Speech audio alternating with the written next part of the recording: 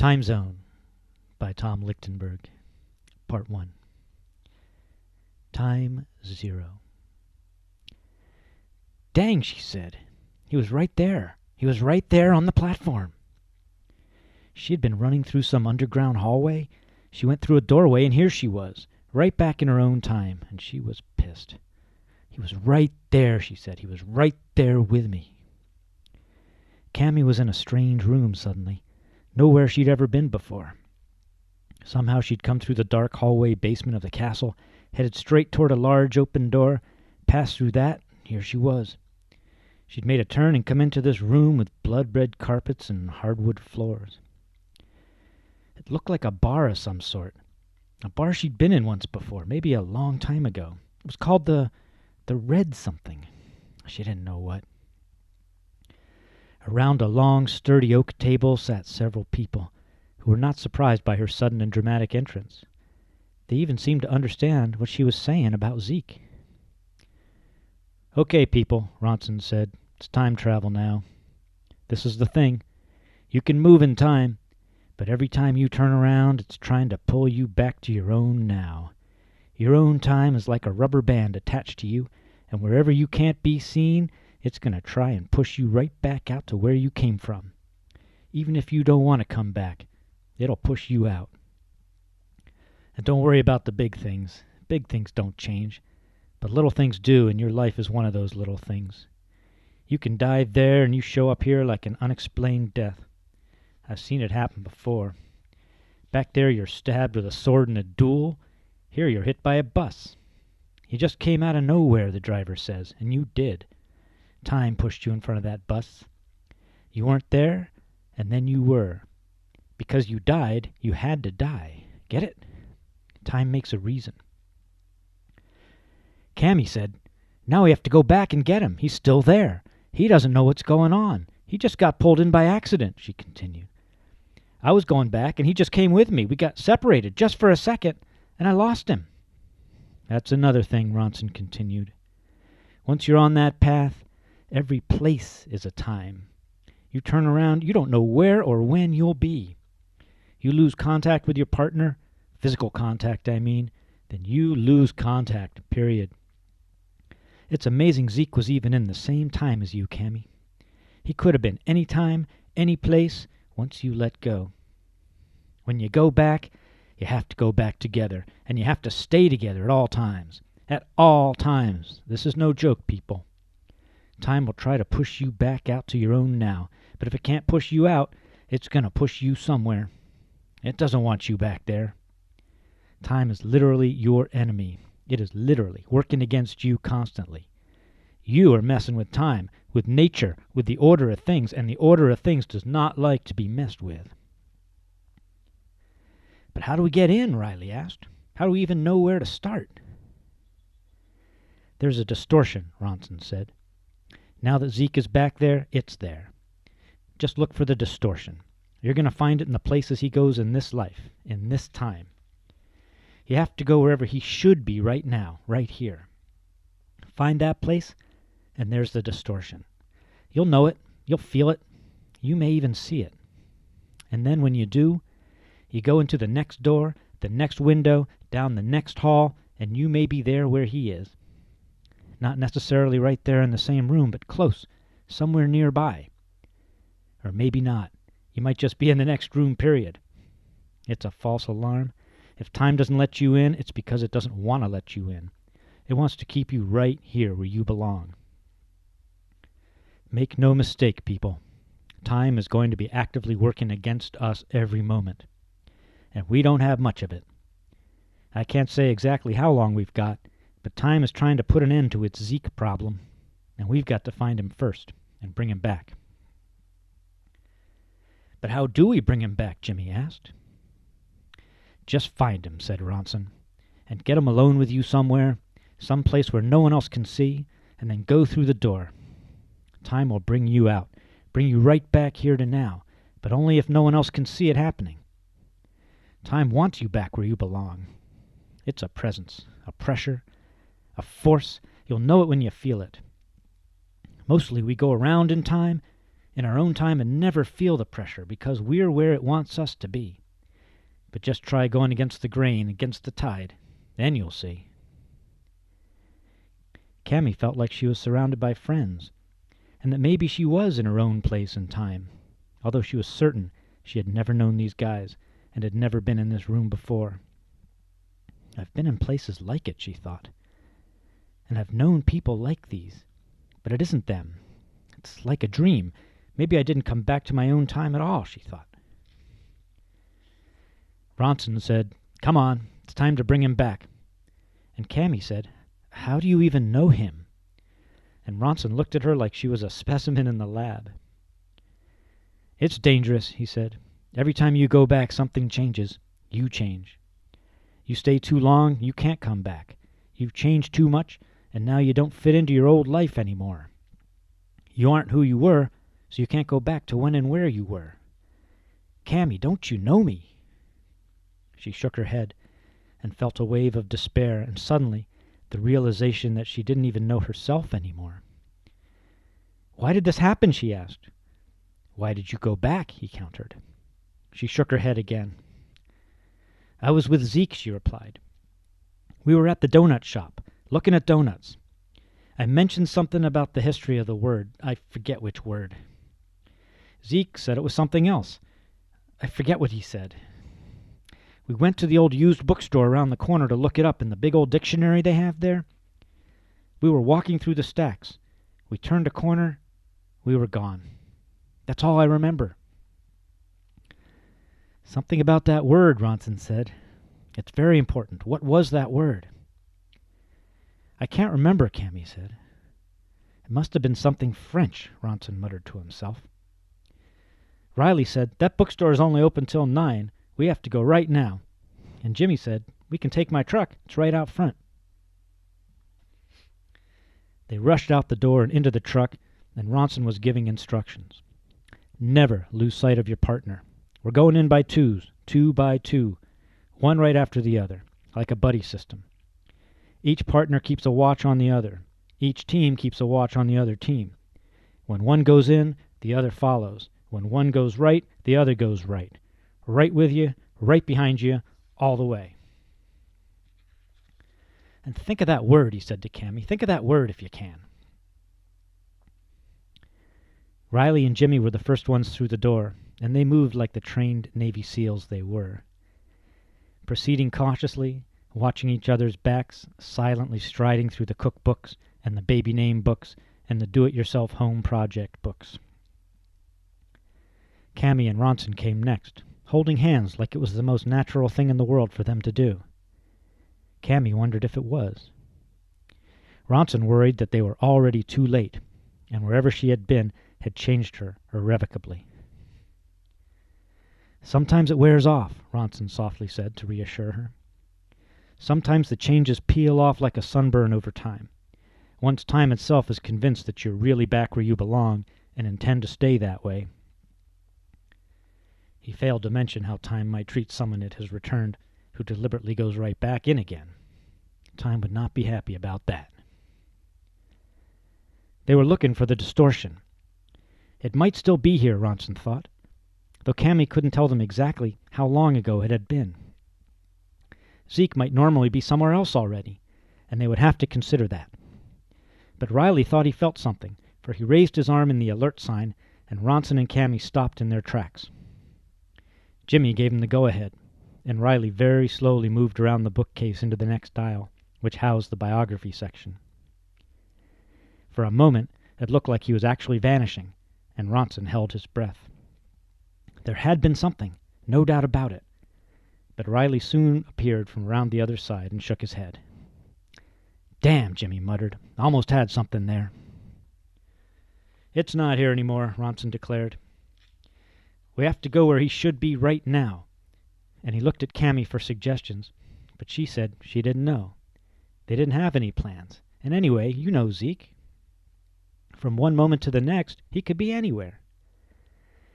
Ronson said, "No, it doesn't help to think like that." And then he had the idea that maybe time was pushing back, trying to push Zeke back to somewhere he should be. Maybe what they saw for a moment there in the bookstore was an attempt to get him back, an attempt that failed. Time would not stop trying. "The donut shop," he said. "Come on, let's go." He wasn't happy about the idea, because the donut shop was a wide-open place. No hallways, no aisles, no doors. It didn't seem likely that they'd have a chance to slip back anywhere at all. But he was surprised when they got there that there was no one in the shop, not even the counter girl. She must have been in the back or in the bathroom. In the bathroom, Ronson repeated to himself. This time he and Cammy went first, and Riley and Jimmy followed closely. There was no one in the bathroom. There were 2 stalls and a urinal. Cautiously, Ronson opened the first stall. Nothing. Then the next. He peered inside. He was gone. Cammy was right behind him, and they were on a vast, dark lawn, sloping downhill towards a grove of trees, and perhaps the ocean. Was that the ocean down there? It must have been. He could feel the sea breeze, and behind them, looming overhead, was a mansion of some kind, maybe a castle, and it was dark and a little chilly. There were a few lighted windows in the mansion. The lights were flickering. Candles. This was good, Ronson thought. Cammy was excited. "I know where we are," she kept saying. "I was here. I was here before, just now. We have to get into the castle." And they started up the hill, and it only occurred to Ronson for a brief moment that Riley and Jimmy were not there. And where were they? And then he didn't think of them again. It was all about getting inside the castle and how to get inside. And then there was the feeling of being led somewhere against his will. Both the movements, his own volition and the other one, were leading toward the castle. But it was as if they had their own ideas. Cammy was speaking French, and Ronson could understand her. "Even my clothes," he thought. "They've changed to fit right in. Time makes it happen, whatever it takes. And now I have a mustache," and it was hardly surprising. He felt like he'd always been this person he was now, and sneaking into the castle in the middle of the night with his sister's chambermaid seemed quite normal, quite the thing. He had to get her back to her quarters before anyone noticed she was missing. They found a way in, and they were in the basement, and Cammy was pulling on his arm, and suddenly he wanted more of her, and he was laughing and pulling back. And she was laughing and saying, "No, not now, we have to find him first." And Ronson didn't know who they were looking for. He felt an enormous need to hurry, but didn't know why, or what that was about. "They'll find me," he thought, "and then I'll get in trouble." But how much trouble can I get into, really? Ronson asked himself.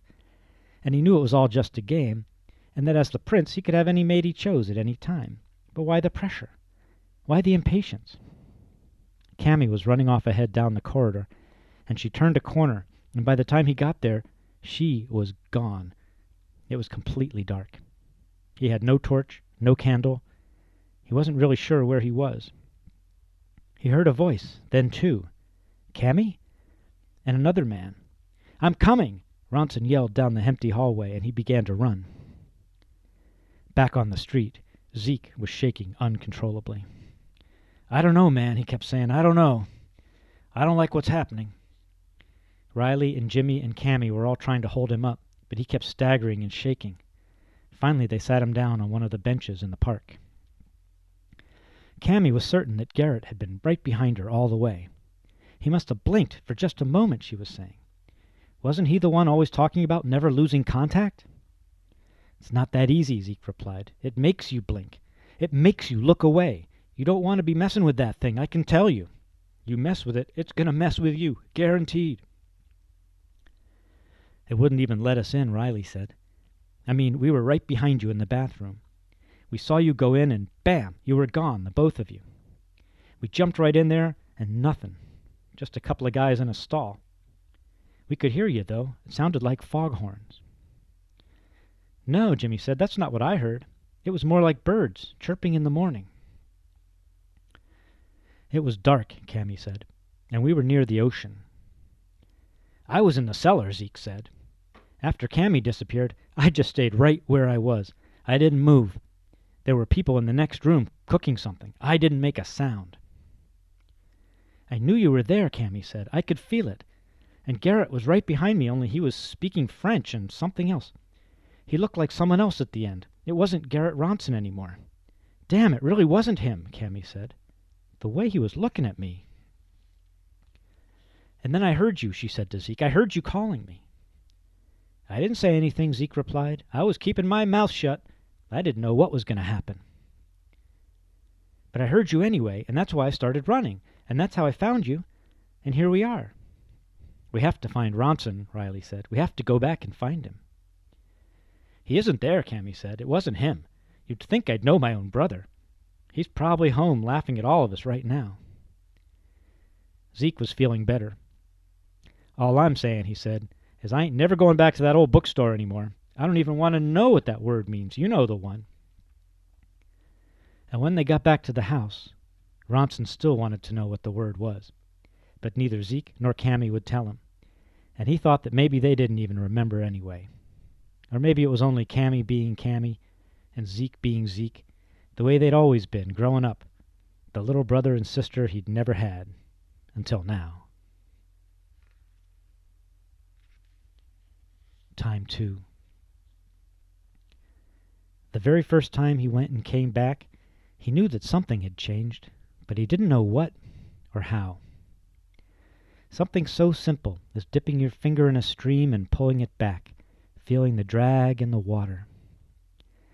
There was dirt on his knees, but before he'd been wearing long pants. Something else. As he got to his feet and looked back up the hill, he had a sense of forgetting. Wasn't he with a girl? She was so beautiful in her laughter. She was 12 years old, just like him, just a moment ago.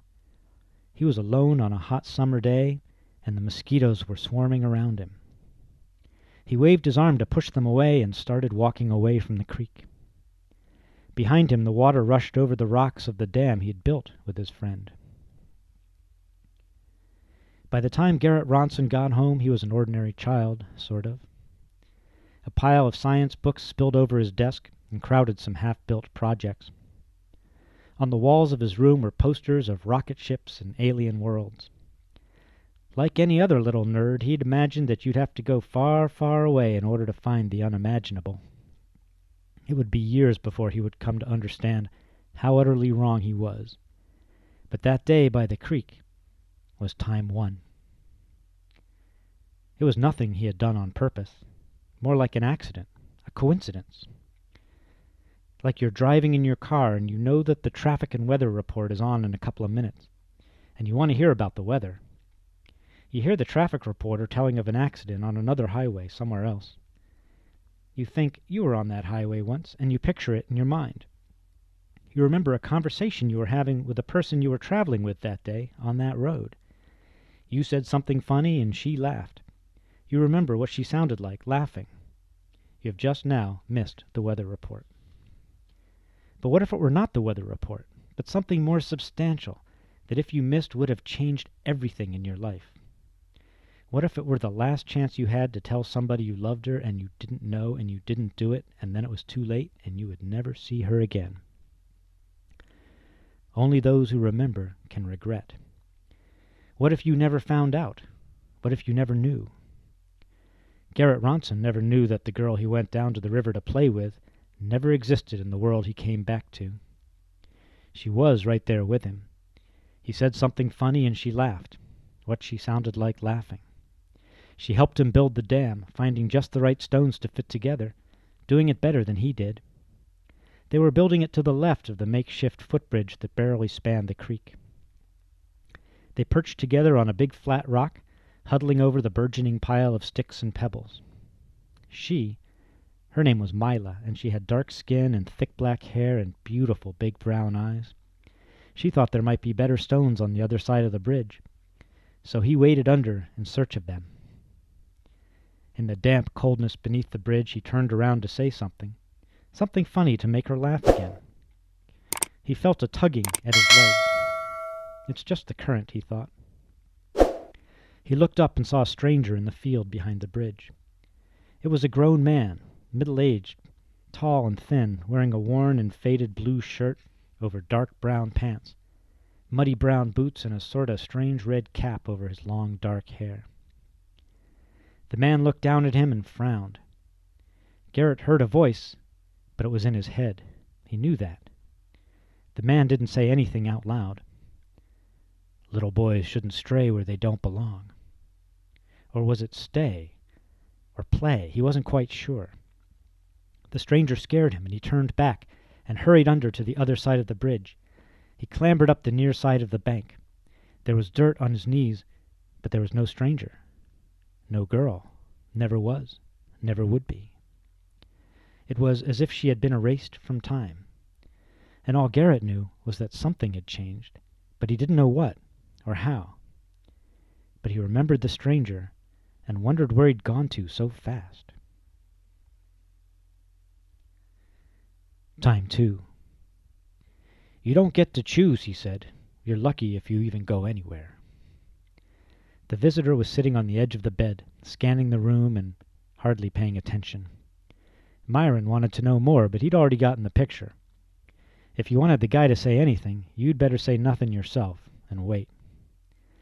Last time, he and his friends had annoyed the man, who simply got up and walked out of the coffee shop. They'd been talking about him for weeks, ever since he first appeared in the neighborhood that night. Appeared, that was the word.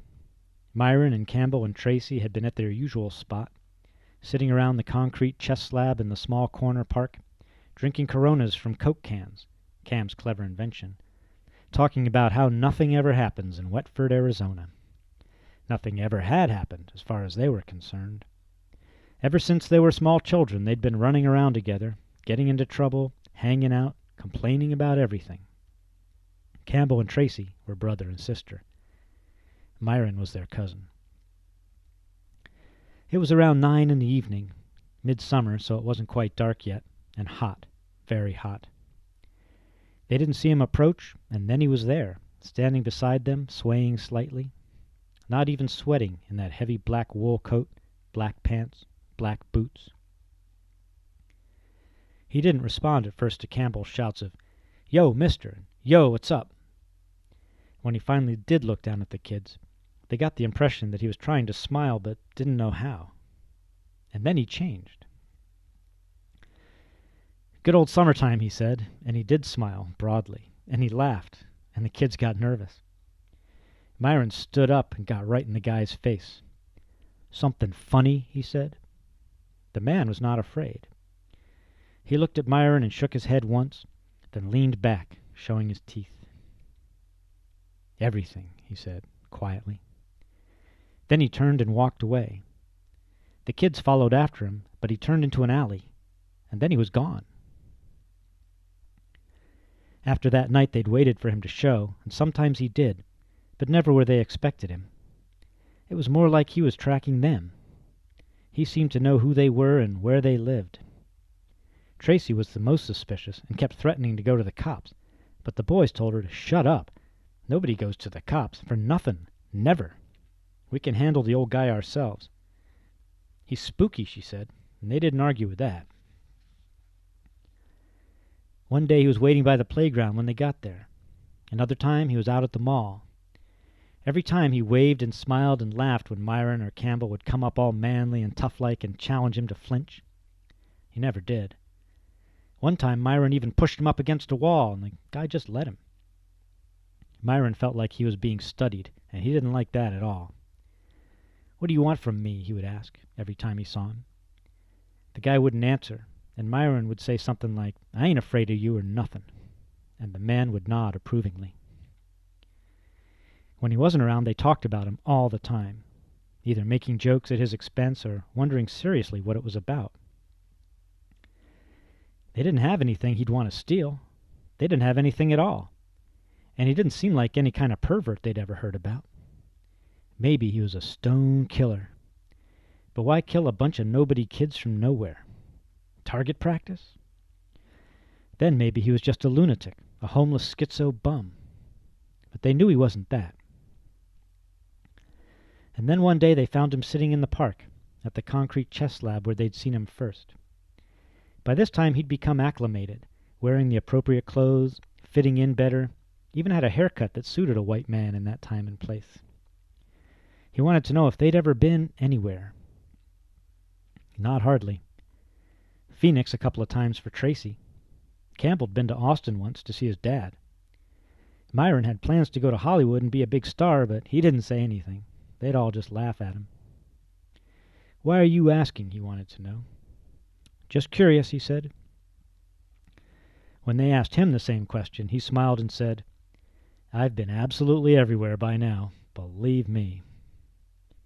From then on, they talked a lot.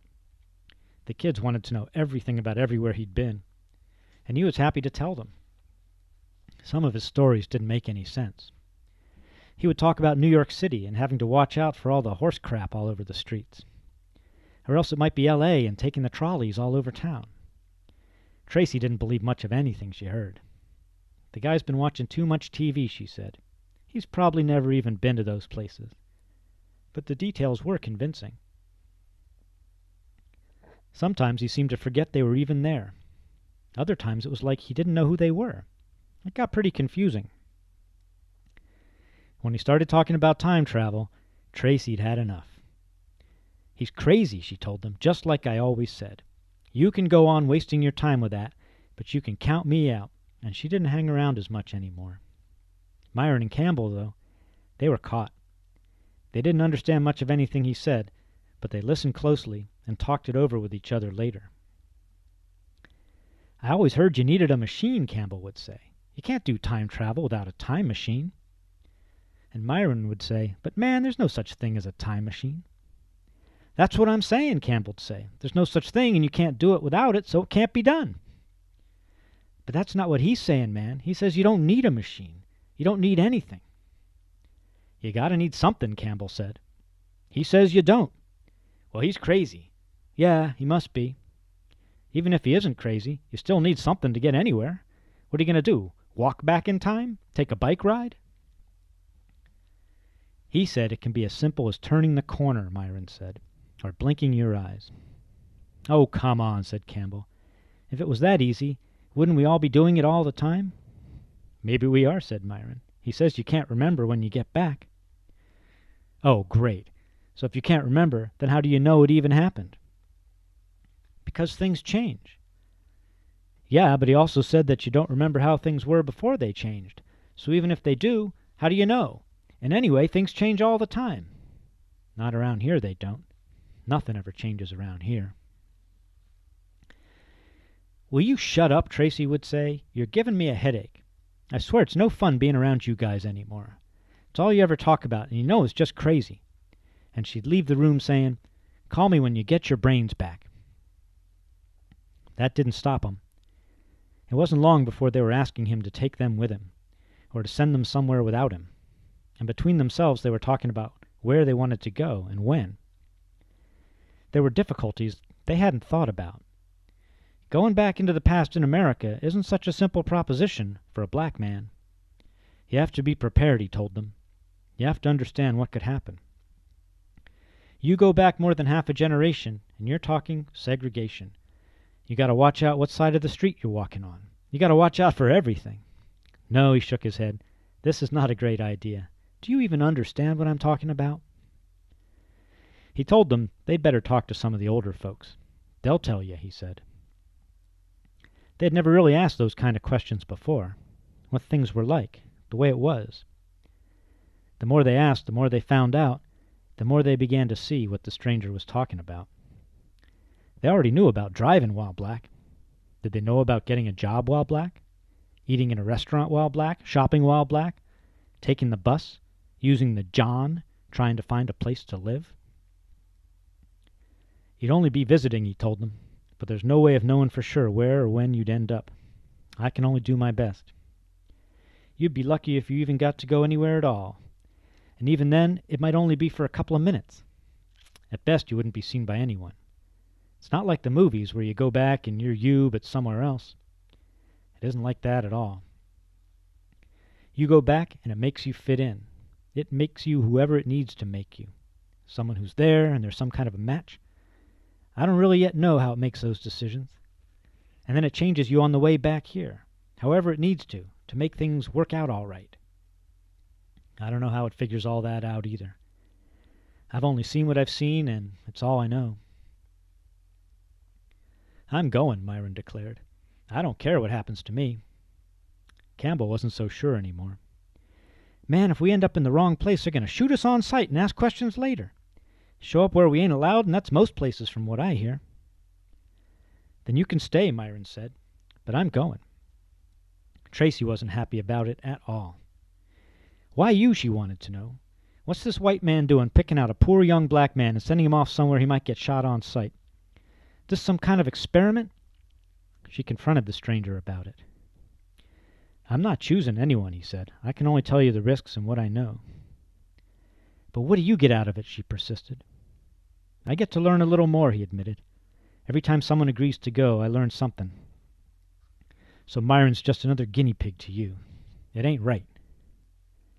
You could see it that way, the stranger said, but in the end it's up to him, not me. Don't do it, she told Myron, but he wasn't going to be talked out of it now. I'm going, he said. I've got nothing to lose. And he turned back to the stranger and said, When do we go? The answer was, Whenever you're ready. Then I'm ready now, Myron said. Let's go. When I'm ready, the stranger replied, I'll let you know. This has been Time Zone by Tom Lichtenberg, Part 1. This is Time Zone by Tom Lichtenberg, Part 2.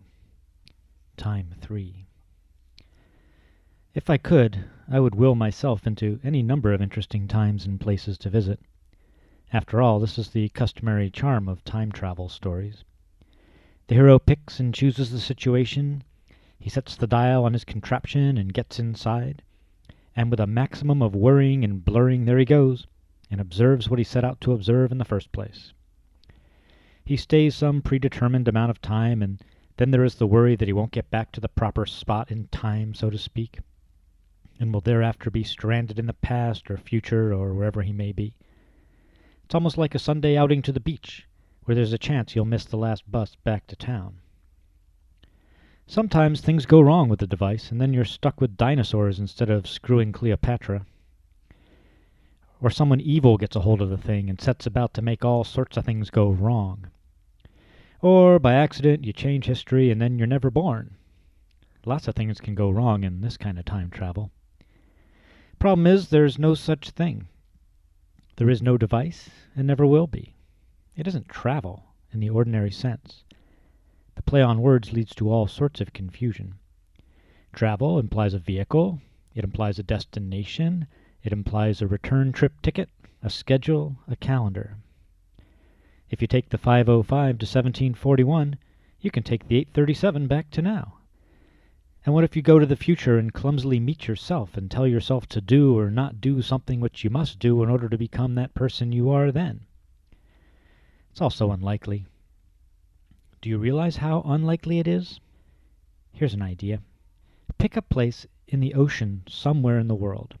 Go to the bottom at that spot and find a rose-colored stone dropped there by someone from somewhere sometime in the past. That's your clue. Good luck. That's how likely it is that you can have even the smallest effect on even the slightest moment in time. Those are your odds of going where you want to go.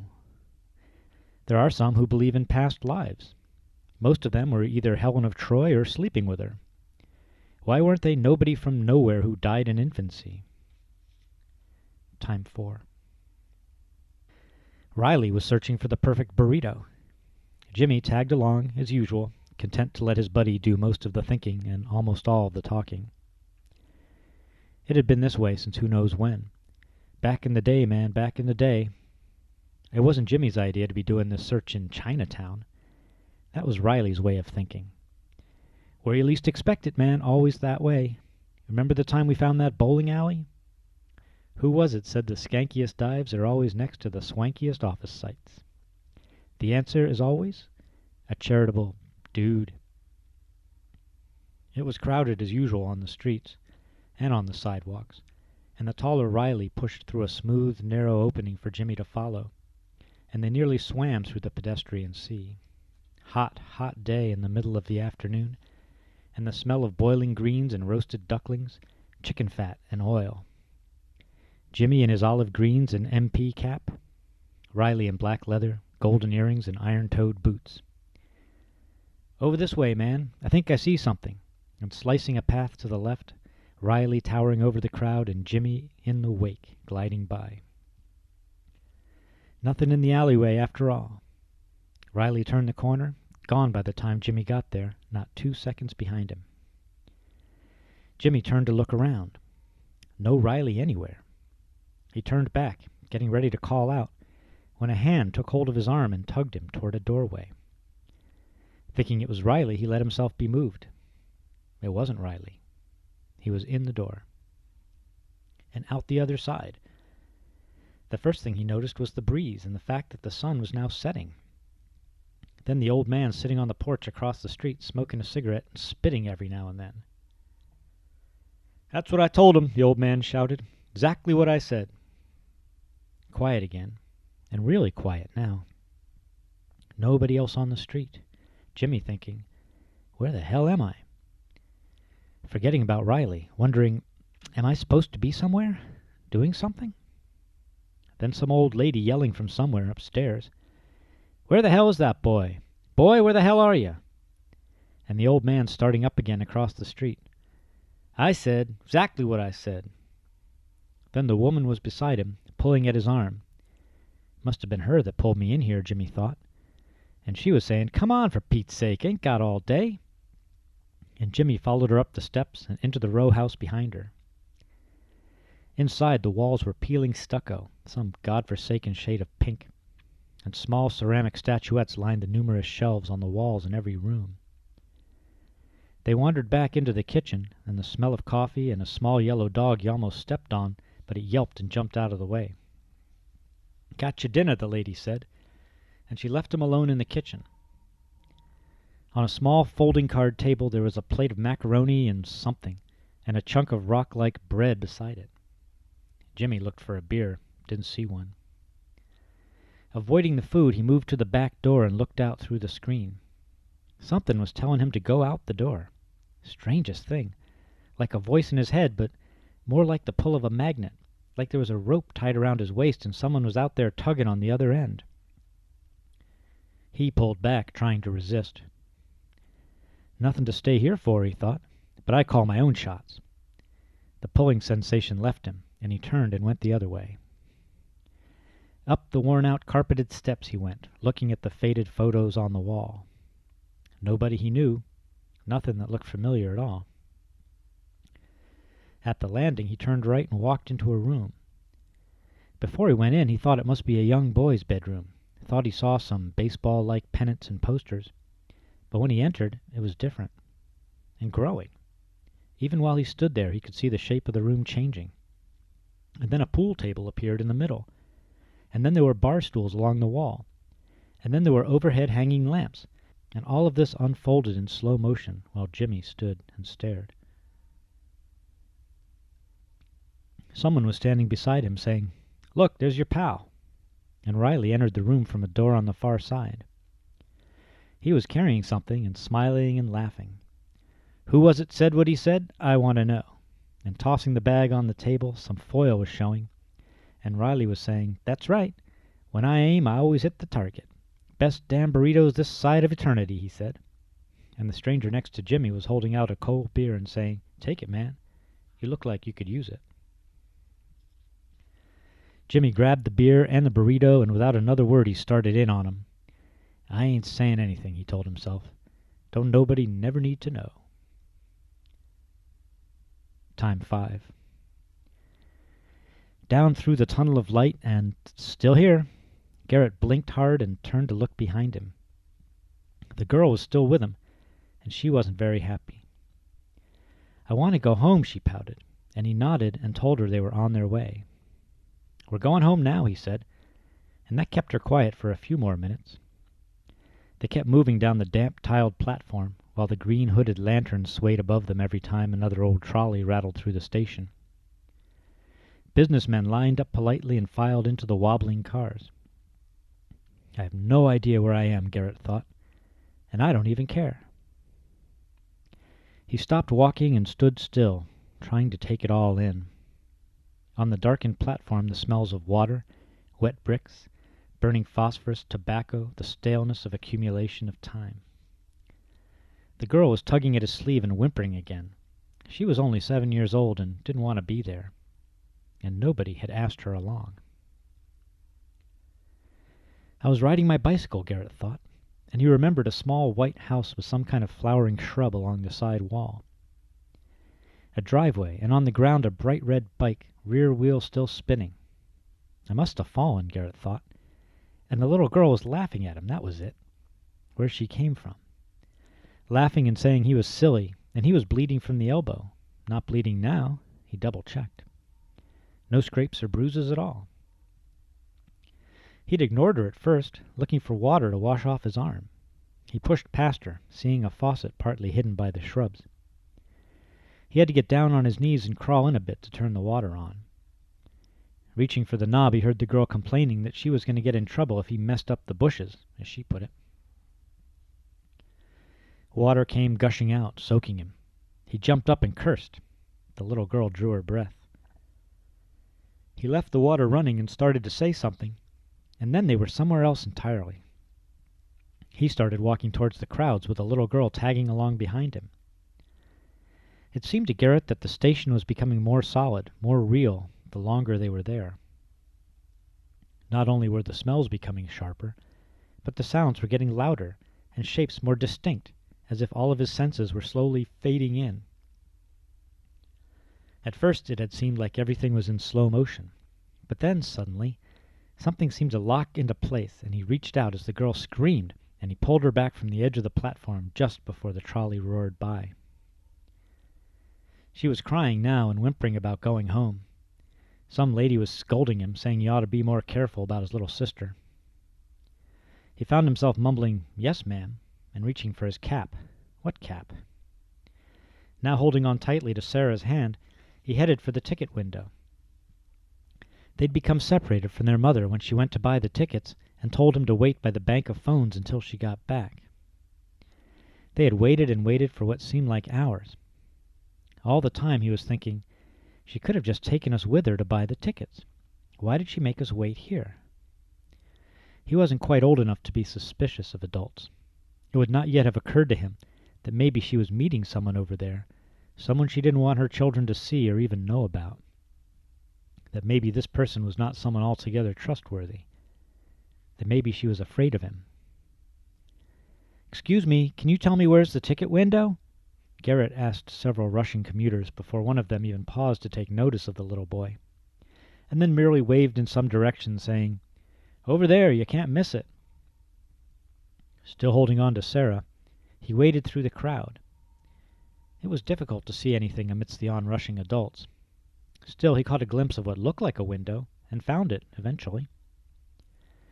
A huge crowd was waiting to buy tickets. Garrett tried to remember what his mother was wearing that day. He remembered a blue dress with white polka dots, and white pumps and a blue handbag, and the fact that never before had he been able to stay so long in the past. Is it the girl, he wondered? "Let go, you're hurting me," she said, but he did not let go. "We have to find Mother," he said. "I'm tired. I want to sit down. I'm thirsty, too," she told him. "In a minute," he replied. This was not going to be easy, he realized. Their mother could be anywhere. He couldn't remember where the phones were. He didn't know where the lost and found was. I have to find a policeman, he thought, and he pulled the little girl along with him now as he walked faster and faster toward the stairs. People kept knocking up against them, and once the little girl got tripped up and fell, and Garrett fell with her, bruising his knee.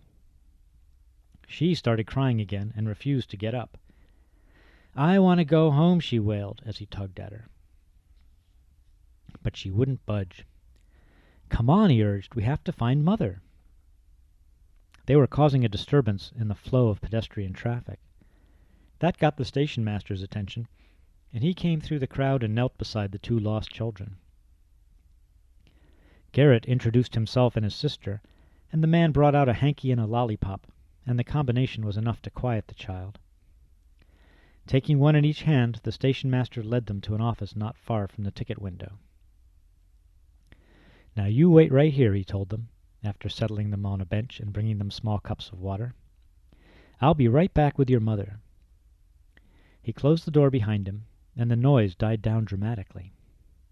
It was a stuffy little room, with nothing but the bench, an old metal desk with a few papers on it, and a folding chair behind it. Garrett got up and went over to the desk to examine the papers. They seemed to be from a ledger book and recorded the comings and goings of people and furniture. A lot of dates and times. 1926. Suddenly the room seemed louder and brighter, and Garrett looked up, and the little girl was gone, and he was in school, sitting at his desk, a pen in his hand, a notebook open on his little folding desk, his eyes on the blackboard trying to make out the assignment. Question number 1. Who was Lucretius, and what was his contribution to science? Question number 2. Describe in your own words the differences between Athens and Sparta. Question number 3. He noticed that the other children were busily writing, and the paper in front of him was blank. Dang, he thought. Who the heck is Lucretius? Time 6. At 5 in the morning, nothing's moving but the steam rising from the manholes, and the pigeons making their way across the sidewalk and back. The H&H is closed, and only the second H has its orange neon glowing in the dawn.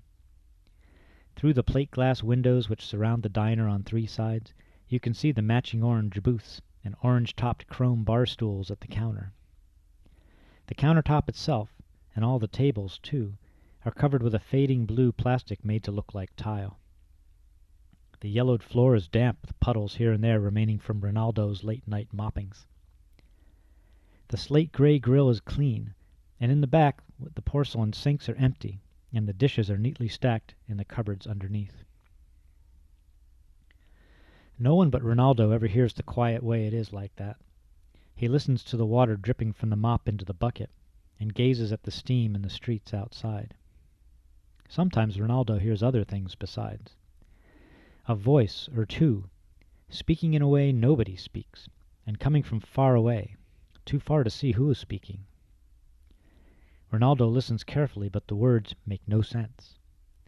The voices seem closer, louder, but heavier too, as if they were dripping with the weight of the effort. No promises, no guarantees, and maybe no way out. No promises, Garrett said. No problem, Myron replied. I knew what I was getting in for when I signed up. No, you didn't, Garrett muttered. But Myron didn't hear. The two were walking through the streets of Wetford, Arizona, at 5 in the morning on a bone-dry August night. They'd been walking since 2, seemingly in no direction, but also in no hurry. It was not their first night out like this. For several nights in a row they'd been wandering, searching for something Garrett called a way in. What it was, he couldn't exactly say. So we don't know what we're really looking for, Myron stated. That's right, Garrett said. But you'll know it when you see it. Uh-huh. Myron could only shrug and glance down at the older man beside him, with a look of fond disdain in his eyes. Whatever, he thought. He was beginning to doubt just a little, but he still wanted to believe even more. We're looking for something that smells like rain, Garrett had told him, or the sound of water gushing. I've had good luck with water. But how do you look for something that smells like rain? Myron had the idea to just go turn on every faucet they could find, but Garrett said no. They had to come across it, as if by accident. Nothing smells like rain around here, Myron thought. Even when it rains, it never smells like rain. But the man seemed to know what he was talking about, and they walked in silence in the darkness, weaving through the neighborhoods, watching and listening and smelling. Do you hear that? Garrett suddenly stopped. Myron shook his head and listened harder. No, he didn't hear anything. Water, dripping, Garrett whispered. Seems to be coming from over there. And he pointed to a boarded-up building across the street. Myron turned to look and heard a voice cry out, Angie, 6! I'm coming already, Angie yelled, her arms already full of dishes headed for the second booth from the door. Teresa, what you got? Luigi yelled. 2 birds in a bush, she shouted without turning from the counter. These plates ain't got no legs, Luigi bellowed. I'm walking already, Angie muttered as she gathered the breakfasts intended for booth number 6. Shooters and a float, Teresa shouted. Got your shots right here, Luigi yelled back. I'll take 'em, as Teresa reached behind her and grabbed the bowl that Luigi aimed her way. Dixie and tots, Luigi yelled, and Lacey rushed to grab them before he had a chance to say it again. Her goal that day? No repeats at all from Luigi. She'd been on her toes since 6. So good so far. It was never going to happen, though. Luigi'd make sure of that, even if he had to say it twice in a row right off. She was going to beat Angie, though. She could always beat Angie. The morning boys were gathered round the counter in their customary spots as Lacey passed by with a tray full of drinks for the family of Woolworth shoppers at Station 8. Now that's a sweet young thing, the older man said, and Teresa laughed and pushed his shoulder so's he nearly fell down off the stool. Don't you be getting no idea, she told him. Nobody's going to touch my Lacey. What, you own her? Asked the greasy-haired newsman, Saul. Course not, Teresa retorted. I'm just looking over her, that's all. Innocent little thing like that doesn't know her way around this world. I brought her in here, give her a place to be someone. Before that, you didn't know who she was. Could have been anyone. Yeah, now she's a $5-a-day waitress, grunted Saul. Call that being someone? Hey, we all do what we can, Codger spoke up. Well, you're right about that, old-timer, he agreed, as he pushed his coffee cup across the counter in a wordless request for more. Teresa just shook her head as she poured the dark brown stuff. She pushed it back at Saul so as some of it sloshed out into the saucer. It was coming on 10, and she'd been on her feet since 5 with scarcely a break. Angie was mopping up the last crumbs off the counter as Luigi threw his apron down, sang at the top of his lungs, Que galida manina. That's another one, Teresa sighed. Sono un poeta, Luigi sang, as Angie gave him her fiercest frown. What's the matter? Luigi asked. You don't want to go on break? I can't wait, said Angie. You still have to put the kitchen away, Teresa reminded her. How come you never make Lacey do that? Angie asked. She washes you dry, you put away, said Teresa. Yeah, she washes. She does her work.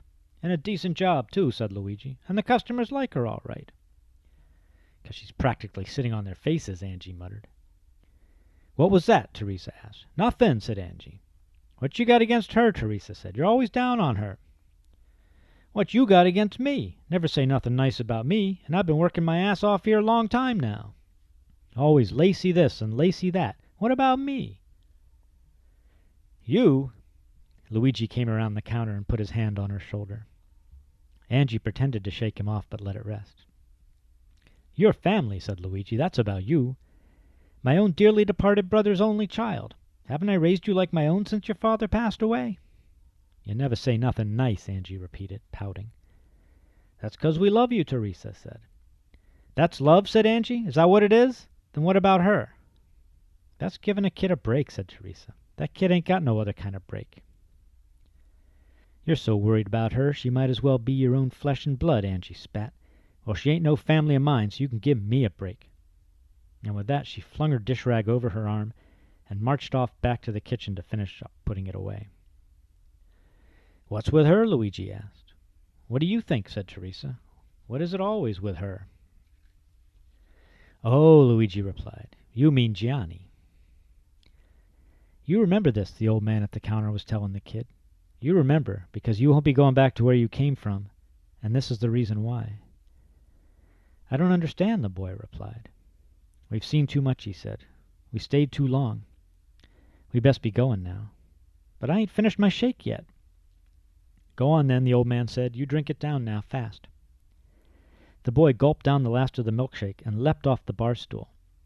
He slipped on a wet patch on the floor and fell, banging his head. The old man got down and knelt beside the boy. The kid didn't move. The old man looked up and was himself again, far away from Wetford, Arizona. He was surrounded by trees, no idea where he was, but outside, definitely, kind of cold and damp, and all around him, the smell of rain. This has been Time Zone by Tom Lichtenberg, Part 2. At Scribble, we're proud to keep the free audiobook by podcast tradition going strong. But, of course, the free model only works as long as you sometimes swing by Scribble.com, that's SCRIBL.com, and support our authors by also purchasing their titles in ebook or higher quality ad-free audiobook form. Scribble pays authors at the same rate or better than other outlets, so there's no better place to show your support for your favorite author than by buying your next book from Scribble. That's SCRIBL.com. Time Zone by Tom Lichtenberg, Part 3. Time 7. Around 2 in the afternoon, Cammie Ronson shut off her laptop, called her dog Zeke, an aging Irish setter, to come and join her for a walk. There was a new trail in the neighborhood she'd been intending to explore, and it was the perfect day for doing it. The sun was warm and bright, and she was just about finished with her article for the gardening magazine. In a sense, the trail was hers. She had been campaigning for it, along with her neighbors, for several years now. Finally, the county had found the money, and the path was cleared and marked. It meandered through some of the prettiest countryside, up along the ridge and back down again to Barker's ranch. Zeke was out the door ahead of her and crossing the street before she'd given him permission, as usual. He seemed to know where they were going, though it was the first time they'd gone to this trailhead. Cammie hurried to catch up with the overeager dog. By the time she reached him, he was waiting at the signpost. She smiled and let him go on ahead again. As she followed, she admired the work that was done by the county crew. If they can do this, she thought, then why did they do such a lousy job repaving the streets? All they ever did to the roads was throw down some black dirt every year and drive over it once or twice to pack it down a little. But this path was smooth and wide enough for horses. Perfect, Cammie thought. She looked ahead for Zeke, but he was nowhere in sight. He might be old, but he still has a mind of his own, she told herself. He's probably at the stream already. It was a quiet day. No one else was out here in the woods. They would all be over the hill and town at their jobs, or back home trying to keep up with their infants and toddlers. Cammie had only her Zeke. She could hear the dog now, barking at something, probably a squirrel. He was barking persistently, strangely, not like his usual self. Cammie came around the bend and saw Zeke standing there on the other side of the creek, staring at her, fur raised on his back, teeth bared, barking. She approached the footbridge, calling his name. 3 women came rushing across the bridge and grabbed her by the shoulders and arms. They were all jabbering, all at once, in a language Cammie didn't understand. They looked strange, too, wearing white robes wrapped tightly around them, sandals, black hair tied up in braids. She struggled to push them away, but they held fast. She tried to look over their heads for the dog. There was no dog. Only the women, now pulling her towards the stream. "Come on, hurry up," they were saying. "Where have you been? Everyone's been looking for you." "Have you gone crazy?" one of them asked. "Is that your explanation?" "See, I told you," another one said. "She's lost her mind, wandering off in the forest." Slowly, Cammie began to understand what they were saying. How is it, she wondered briefly. What is it? And then she began to remember, and a sense of panic creeped up inside her. No longer struggling, she fought to rush ahead of the women, to return to the place she belonged. "Now she runs this way," one of the women said. "First one way, then the other." "She's a silly, stupid girl," another one commented, and the third added, "Look what she's doing to us." "Do you know what you are doing to us?" she asked. But Cammie wasn't listening, hurrying to camp where she had duties to perform. Am I too late, she wondered, and then she knew she probably was. They wouldn't have sent the other maids looking after her if her absence hadn't been noticed. Of course, what was I thinking, she wondered, and she had no idea. How did I get lost in these woods? What was I doing here? Have I really gone crazy like they say? I don't remember anything. And she knew those answers would never be good enough. She would have to think of something quick.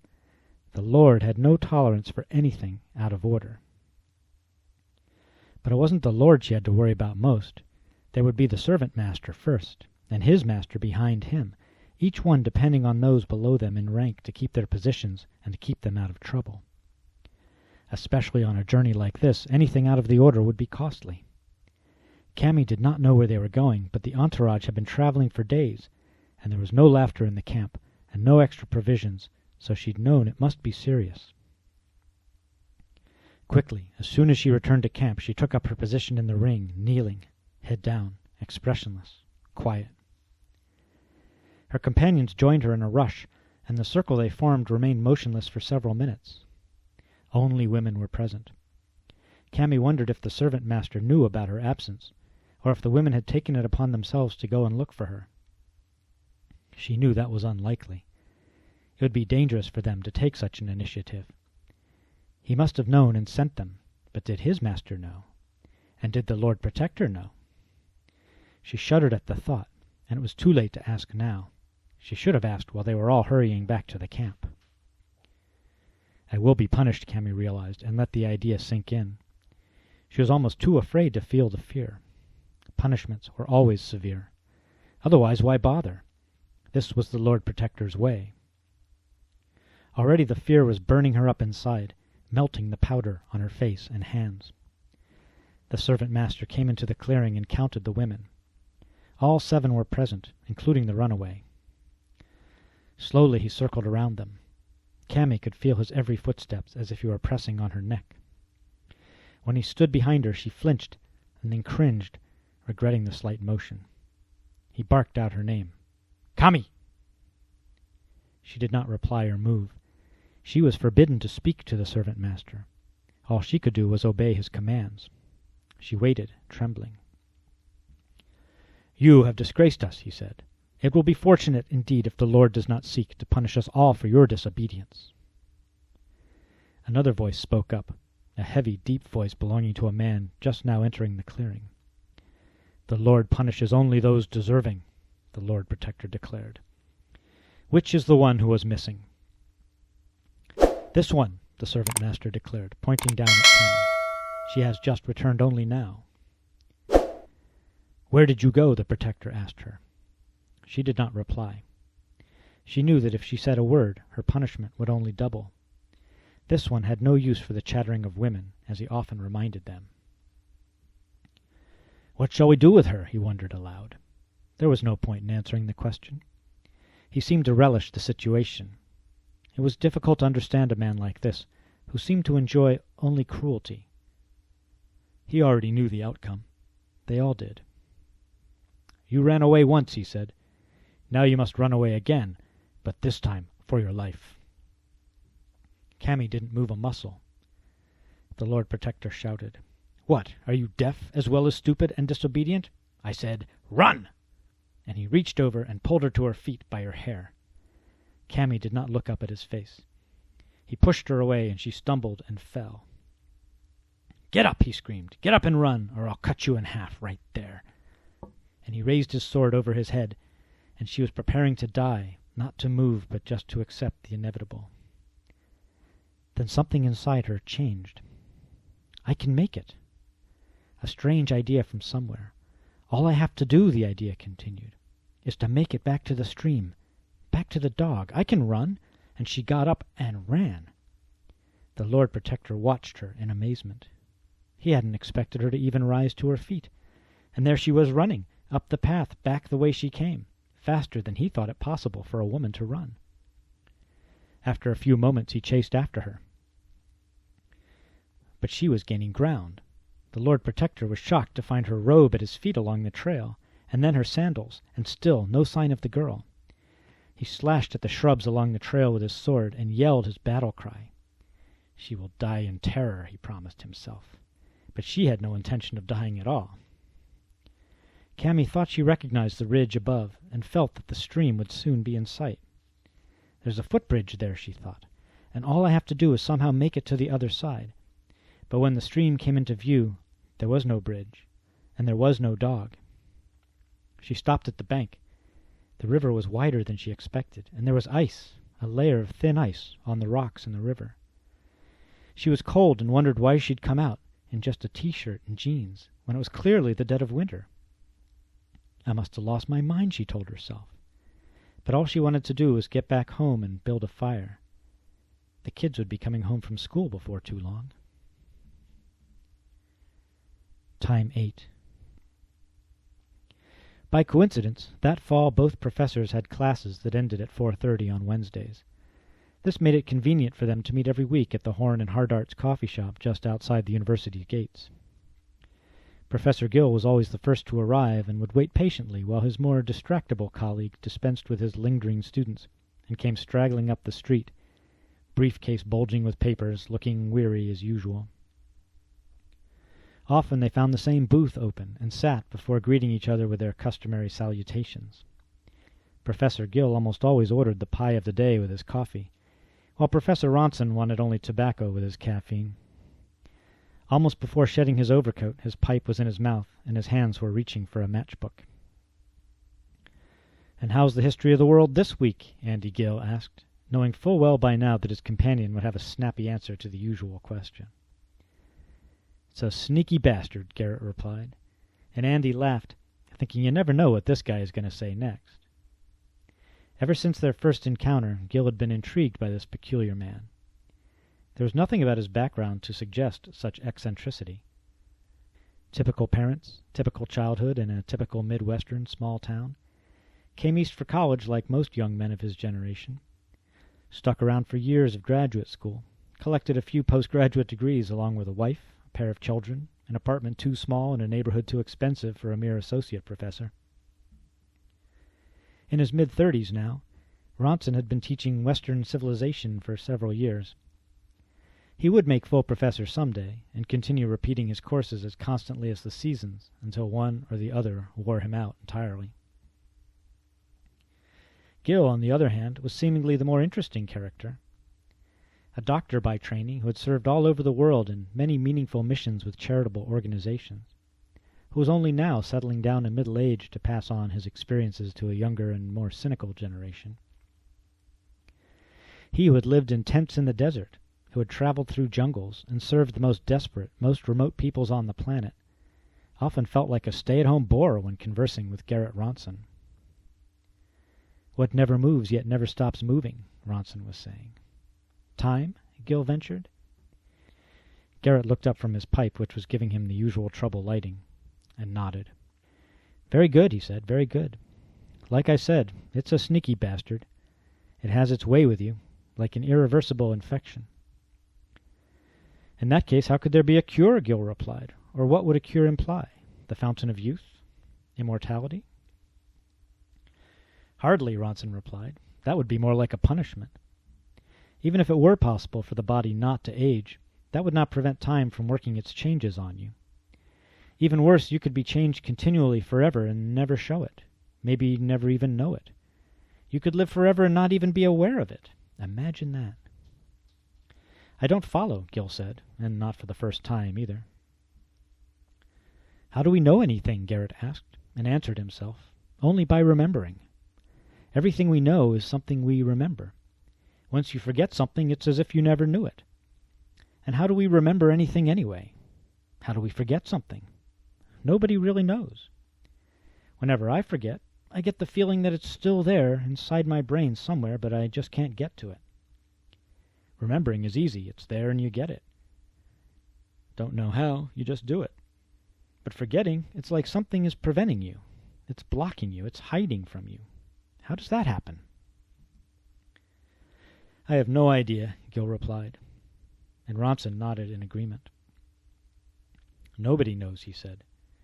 "What if you didn't remember the places you've been, the things you've done? What would that make you?" "A teacher with nothing to teach," Gill laughed, and he knew it was true. On the surface he was teaching medical ethics and medical history, but really he was imparting his own experiences dressed up in official curriculum. "But would you still be yourself?" "Not the person I know as myself, no." "Then who would you be?" Ronson asked, and the professor had no answer. Of course I'd still be myself, Gill thought, but only the appearance of myself? Myself without the self? Or with less of a self? Or with a different self? "It creeps up on you," Ronson continued, "passes you by, changing everything by changing nothing, doing nothing but going about its business, one moment at a time. The way you thought things were, the way they really were, how can you ever really know? The way you see things, differently now. The way you thought back then, the way you think now, the opposite. The way you feel and the way you felt. She loves me not. Forever changing, history, the prevailing point of view, interpreting whatever happened to get recorded. Imperceptibly glossing over the depths with a seemingly seamless surface. The river flows on, sliding by the boulders, wearing them down, one moment at a time. Is this the same small stone some stupid child picked up and threw so many years ago? That old beer can all rusted away. Is that the relic of a party thrown by shadows? Memories? Who remembers them? Where are those people now? Something like that beer can holds the key. Spoken like a true history professor, Gill said. To take an old can and make the past come to life. Most of us see the can and think, somebody should have thrown that thing away. It's the living fact of a memory, Ronson replied. Proof that something happened, that there was a time and a place, and it really happened. Yeah, every picture tells a story. Yeah, but not every story leaves a trail, Ronson said. A trail you can follow. Who knows where it would take you? You think you can guess. That beer can, you guess its age, 30 years, let's say. A kind of beer they don't make anymore. If you could go back to the day it was opened, you think it was opened right there by the stream, but you don't know. It could have been opened anywhere. Truth is, there's a story in it, and you can't even guess what it is. Who was the person who opened it? Who were they with? What time of year? What year? What day of the week? What time of day? What was the weather like? What were they doing? How old were they? What were their names? What happened to them? Where are they now? And the can, how did it get there, and when? It could be that the person who opened it is that old man now sitting at the counter over there. It could be it was the last thing that person ever did. That can could have been opened in the back of some bus and come clear across country. Could have been anywhere, Gill agreed. No way to ever know. Because the memory's lost, Ronson said. And if your memory was lost, there'd be no way to ever know who you are, who you were. Except that there are other people who remember me, Gill replied. But if you don't remember them, Ronson said, who is it they remember? There'd be physical evidence, Gill said, like a wallet, some photos. That would be your beer can, Ronson nodded, your trail. You would follow it to find yourself, who you were. Garrett paused for a moment, considering. And then he said, that's right, there would have to be a trail. It was a question that had been bothering him for weeks, even months. Maybe I should have studied theology, Garrett told himself. This worrying about who I would be if I wasn't myself. It's nonsense. Yet he couldn't shake the feeling that he actually was not himself, the self he knew or thought of as himself. There were small things that bothered him. Fears, sensations, ideas that made no sense. Some of them could be explained away by the fashionable theories of psychology.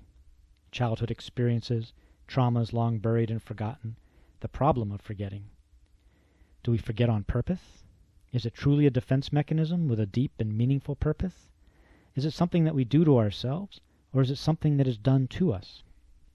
Is there a force out there, a being? He had never believed in God. If there were a God, he reasoned, it would have the same relation to us as we have to blades of grass. Do we make them grow? Yes, in the sense that we water the lawn. Do we care for them and worry over them? Again, as a lawn, but not as individual blades. We don't give them names, we just want them to look nice and green. A God who created the earth would want it to look nice and blue from space. He would sit back after a long day of creating things and think to himself, now that's what a planet should look like. Garrett couldn't shake the feeling that there were many things he had forgotten, or that he was being prevented from remembering. Yet when he looked back on his life, everything seemed to be in order. There was nothing unaccounted for. The years growing up, the years in school, the years of marriage and teaching, all were there, no blanks, no discontinuities. There were also no traumas he could recall. He'd never been seriously ill or injured. No one he knew had met with violence. His life as he knew it had been utterly boring from the start. He lived in a big city, and that in itself implied dangers, but mostly it meant exposure to noise and grime and tension. There was nothing to explain the almost pleasurable terror he felt whenever he turned on a faucet. There was no reason he could think of for the excitement that welled up inside him when he opened a door. Nothing he'd ever heard of could explain the extraordinary shock of recognition that the sight of certain total strangers caused in him. The way these little things made him feel more alive, more afraid, more alert. If there was no psychological explanation, there had to be some other kind. Then there were the things he knew which he had no business knowing, like how it felt to be a soldier, freezing to death in the long, long winters of the Revolutionary War. Like how the city smelled in the mornings before there were cars or buses. Like being so old the world itself seemed young. Like 1,000 other things he could not explain knowing, yet which he knew as vividly and as fully as anything else in his life. He could talk about them as if they had happened to him, and sometimes he would become so absorbed in the telling that even he was as mesmerized as his students. And these were the qualities that made him a compelling teacher, and he was credited for being imaginative, for bringing history to life, for engaging his students in a different way from other professors. He didn't think he was imagining anything. He thought he was forgetting. I was there, he told himself. I saw those things. I felt those things. I'm not going crazy. And if it's true, then there must be a reason I can't remember. If it's true, there must be something that's preventing me from remembering. If it's true. He was sure that it was, and that there was a logical and reasonable, even a scientific explanation for everything, and he was going to find it. He would start from the premise that whatever it was a natural process, which obeyed natural laws, rules, if you will. That it was a common phenomena, and not something peculiar to himself alone. That it was simple rather than complex, and obvious, plain rather than hidden. That it was constant and not occasional. That it was predictable and not anomalous. That it was right in front of his face the whole time and he just couldn't see it. That there had to be a trail. He just didn't know where to look for it. It was a hopeless quest. Another Garrett Ronson would have laughed at this one. In that particular life, he would never solve the riddle, because what he didn't know then was that he already knew the answers and had forgotten. He'd been made to forget everything. Time 9. Oh, man, my head. The man was laid out flat on his back and just coming out of it. All he knew was that his head was pounding, and he thought he felt blood seeping down from the top of his skull, but his fingers didn't feel any as they groped through his hair. He was too weak to even think of getting up. The light from the sun was bright and added to the pain in his head. Slowly he uttered his favorite sentence. Oh, my God. Beside him, Jimmy laughed. Same old Riley, he said. Ain't no way to mess you up bad enough, is there? The man on the ground slowly opened his eyes to see who was talking to him. Nobody he knew, at least that he knew of. A little guy with short black hair and a kind of flat face, wearing some kind of matching outfit. He could have sworn he didn't know the guy, but on reflection, he realized he didn't even know his own name, and the other guy seemed to. You know me, he said. Uh-oh, Jimmy said. Here we go again. What are you talking about?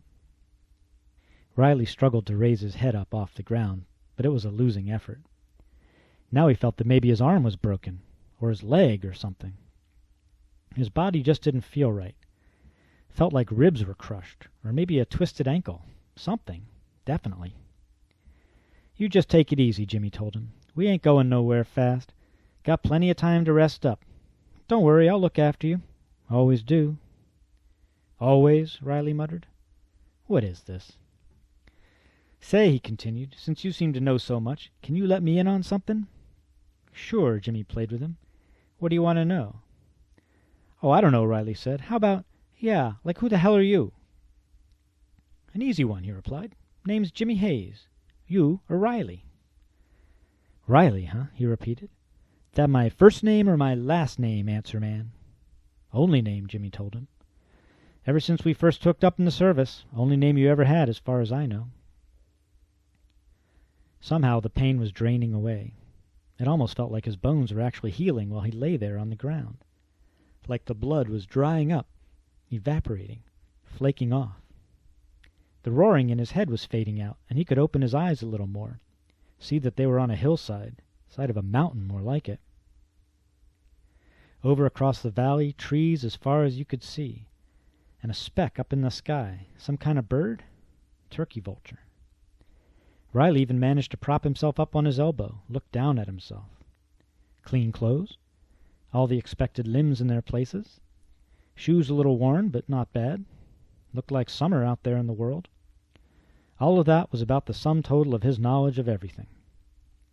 "I don't know what you're talking about, man," he said. "Don't know about no service, no Riley, no Jimmy Hayes neither. Where the heck are we?" "Still the same," Jimmy noted. "Maybe it'll start coming back to you." "Like what? You really don't remember anything?" Riley shook his head. "Nothing till a couple of minutes ago. Before that, nothing." "I don't know how you don't remember," Jimmy said. "I mean, every time. You'd think you'd remember something, like I do." "Okay, so I don't remember it all at once, but it comes back to me. Give it a few days and it all comes back." "Not you. With you we have to start all over every time. What's my name? Who are you? What do you mean they broke every bone in my body?" "Hold on there," Riley said.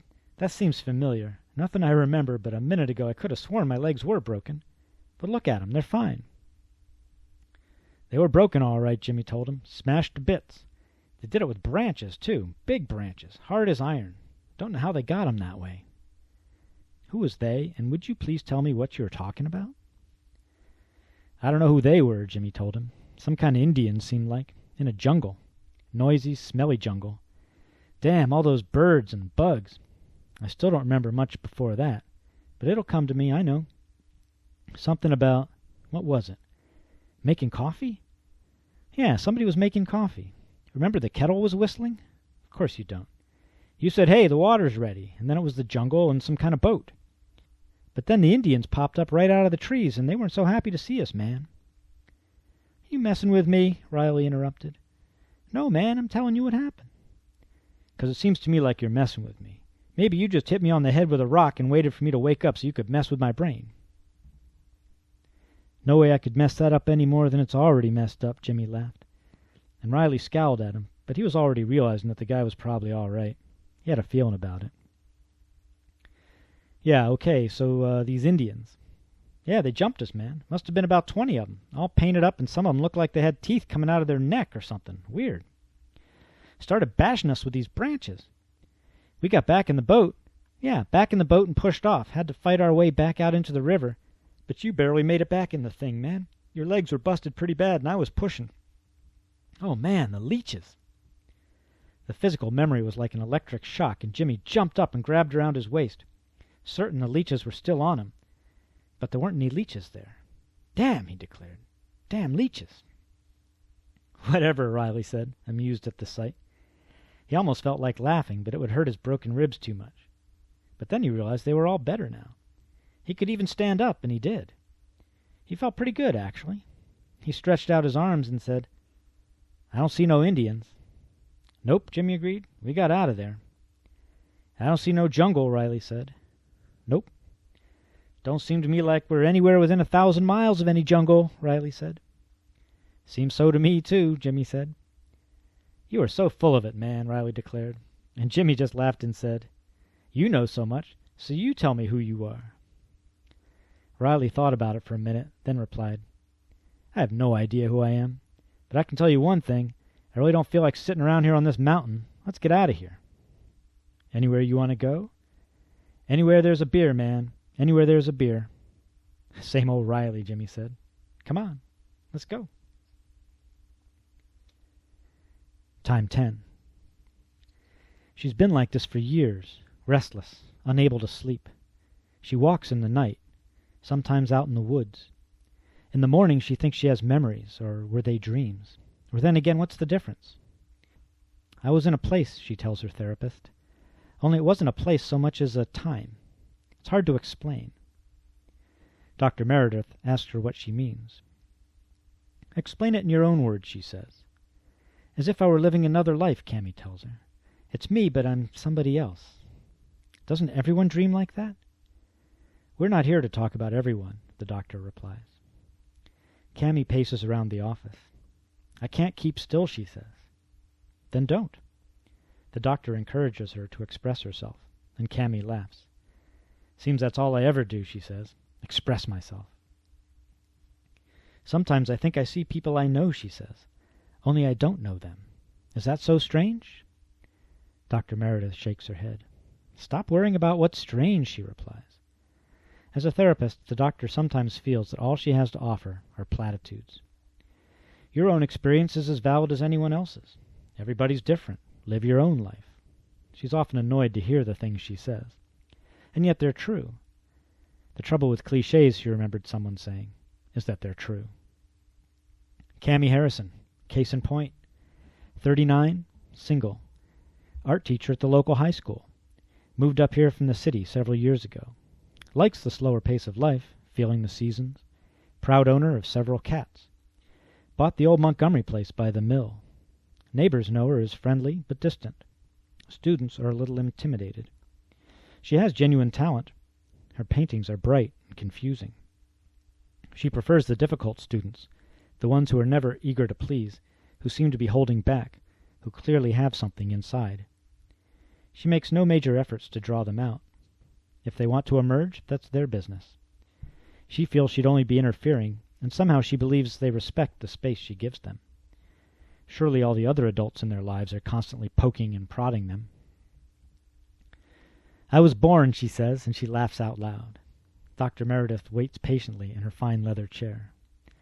Then I was born again, she says, more softly. I know what it's like to sleep in a cave in the winter, with the snow piled up all around outside, but with just enough dry sticks in the fire to make it through the night. She's standing over by the window, overlooking the quaint little Main Street the town's so proud of. There's a boutique that sells nothing, and a coffee shop that isn't yet owned by a national chain. I once sat in a room with a man who was writing a book, she says. I just sat there while he wrote. Neither of us said a word. Don't even know if he saw me in the corner. But he knew I was there, she remembered. There was coffee on his desk, and I had to have brought it in. There was nobody else. Do you believe in past lives? She asks the therapist, who shakes her head. Do you believe in the soul, that the spirit is reborn in different bodies? No, the doctor replies, but how would I know that? What do you think? I think I remember things that never happened, Cammie says. I think I know people I never met. I think I dream when I'm awake. One time, she says, I was walking on the beach and I was with somebody. No, not a person, it was a dog. I love that dog. We were walking on the beach and there was a flock of pelicans soaring overhead. So many pelicans, and they were gliding, and I turned to watch them, and I wanted to follow where they were going. I wanted to go with them. Surely they were going somewhere, but then I thought, where do they go? They just go to a place and they turn around and come back. They're looking for food in the ocean. So we sat down on a log that had washed up on shore, and we waited. We waited for a while, an hour maybe. Then the pelicans came back, going the other way. I thought if I could stay in the right place long enough, then everything I wanted to happen would happen. I've never had a dog, by the way. They need you too much. I've been living here almost 9 years now, she says, and it hasn't happened yet. Dr. Meredith asks the obvious question, and Cammie answers just as obviously. What I wanted to happen. I told myself I had to live near a river. That was important. Isn't that stupid? She turned away from the window and looked at the doctor. But the doctor wasn't going to bite this time. She'd had enough of saying, no, it's not stupid, you have to go with what you feel, and so on and so forth, etc., etc. She was going to let Cammie fill in the usual blanks. What else was important, she asks, and Cammie doesn't hesitate in replying. There had to be a river, and there had to be woods, and it had to be a small town where at any given time you could go unseen, where you could turn a corner and no one would be there. If you live your life a certain way, you can be ready for anything. Again the nervous laughter. But ready for what, I have no idea. Sometimes I see the way my cats look at each other, as if they all agree. I wake up in the middle of the night, every night, at 2:14. How about that? 2:14 exactly. I even threw away my digital clock, but it didn't make any difference. I still know it's 2:14. I get up and I go to the door as if someone is going to be there. I open the door, just in case. Nobody's ever there. Why should somebody be there? If it's raining, I put on my boots and slicker and go out into the woods, to the footbridge at the end of the path. I've heard things there. I have the feeling there's someone under the bridge, in the water, somebody playing. I never go across that bridge in the night when it's raining. I have a bad feeling about it. But I'll go across it in the snow. Do you think I'm crazy?" "Like you'd ever tell me what you think," she mutters to herself. Dr. Meredith hears every word. "Tell me again about your brother," she asks. Cammy is surprised. "Zeke," she replies. "What about him?" "Is that who's playing in the water under the bridge?" "No," Cammy says. "I don't think so. He died when I was young. I don't remember much about him. He was always trying to show me something in a book, or make me read to him, something like that." "How did he die?" Dr. Meredith asks. "You never told me." Cammy begins pacing again, back and forth in front of the window, looking out at the sky. "I really don't know," she replies. "I don't remember. One day he wasn't there anymore. My parents never talked about it. I don't think they ever wanted to. How come you always ask me about him? Is it important?" Dr. Meredith thought it might be. She had talked to Cammy's parents. They had never had a son. This has been Time Zone by Tom Lichtenberg, Part 3. Book genres are so 20th century. No, 19th century. They made sense when each book needed to be placed on a physical shelf so people could find similar titles. But what if you want to find a vampire romance, a post-apocalyptic comedy, a Western mystery where the main character is an android, a World War II adventure with magic, or a story based around a character of any race or religion or gender, set in any time or any place you choose? Scribble now brings searching for books into the 21st century, even if you're looking for one set in the 17th. Find the books you'll love by selecting the story elements that matter to you at Scribble.com. You'll never look for books the same way again. Search by story elements only at Scribble.com. That's SCRIBL.com. Time Zone by Tom Lichtenberg, Part 4, Time 11. Riley James Watkins, long-forgotten oldest child Leopold and Cleopatra Watkins, didn't know that was his real name. He was Riley, plain and simple, and all he knew about himself was what his friend Jimmy Hayes was able to tell him. There were some things Jimmy didn't know. He didn't know that Riley was born and raised on the wrong side of the tracks in a city known as Wetford, Arizona. But he could have guessed that he was born and raised on the wrong side of the tracks of somewhere. He didn't know that Riley'd had to drop out of school at the age of 15 to work in the family dry cleaning business, but he wouldn't have been surprised to know he'd dropped out of school at some point along the line. He didn't know that Riley had taken so much shit from his old man that one day he just hauled off and beat the crap out of the guy, but he wouldn't have been surprised about that either. Riley never talked about his past. It was as if the man Jimmy knew had been created right out of the blue at the age of 19, right there in the godforsaken Navy boot camp in Pisswater, Louisiana, where they met. But Jimmy didn't need to know all the details. It was obvious to him just exactly who Riley was. Riley was a natural-born leader, whose special talent consisted in inspiring others to follow him by the sheer power of his courage and confidence. He instilled such an implicit sense of trust that it didn't seem to matter if his mission succeeded or failed. Nothing ever daunted or intimidated him. He was always the first to volunteer for any assignment, and always the first to go through the door into any situation. In their years together, Jimmy had followed Riley into more danger, and as a result had gotten into more trouble than he could ever have even imagined. Yet none of these adventures had resulted in any direct benefit for Riley. In the service, he was never promoted through the ranks. He was always written up as an excellent sailor, and was never considered officer material. They'd served in various capacities around the world, including the occupations of various territories, the invasions of small, practically defenseless nations, peacekeeping duties with United Nations forces, and humanitarian operations in regions devastated by acts of God, and in the end they were politely asked to leave the service. Careers in the military were intended for those who could advance in it, not for those who were content to remain at the bottom of the heap forever. They had a hard time finding a new career. They had no interest in law enforcement and little aptitude for anything else. What they liked was action and adventure, or at least the possibility. They considered mercenary work, but at heart they were both compassionate people who, despite having been in the military for so long, had no desire to hurt anyone.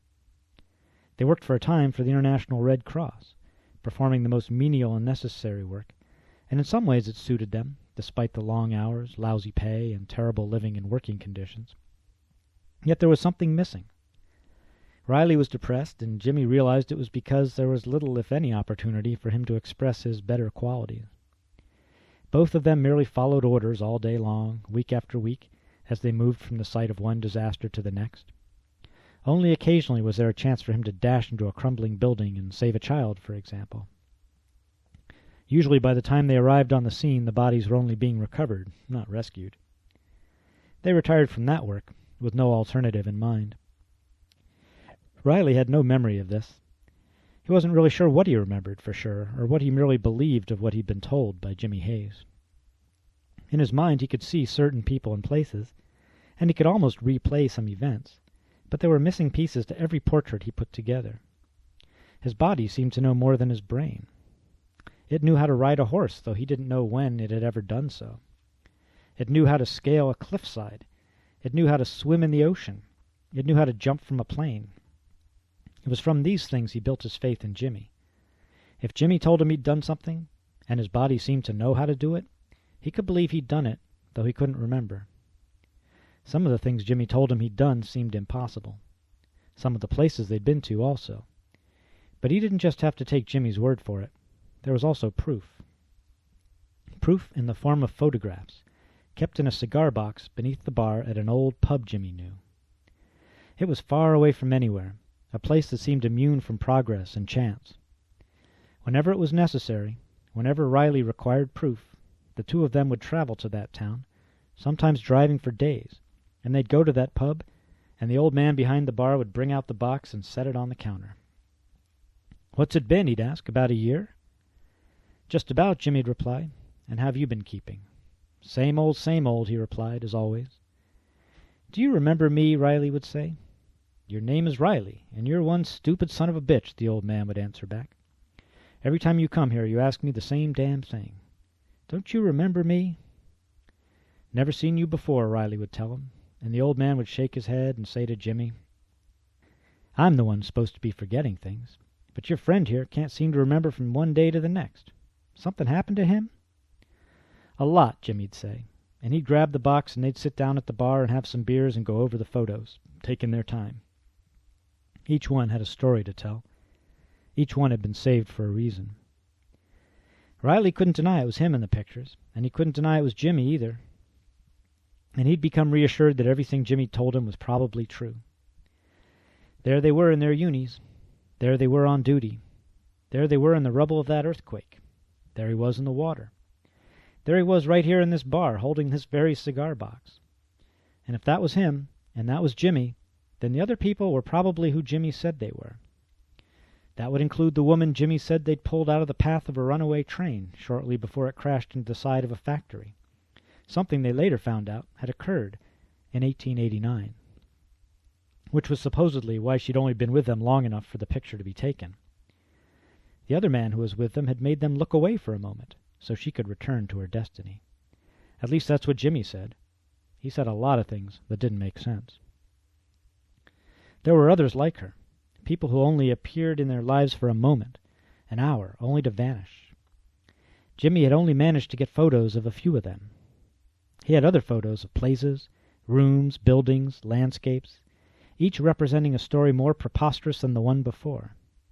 Most of these experiments had failed.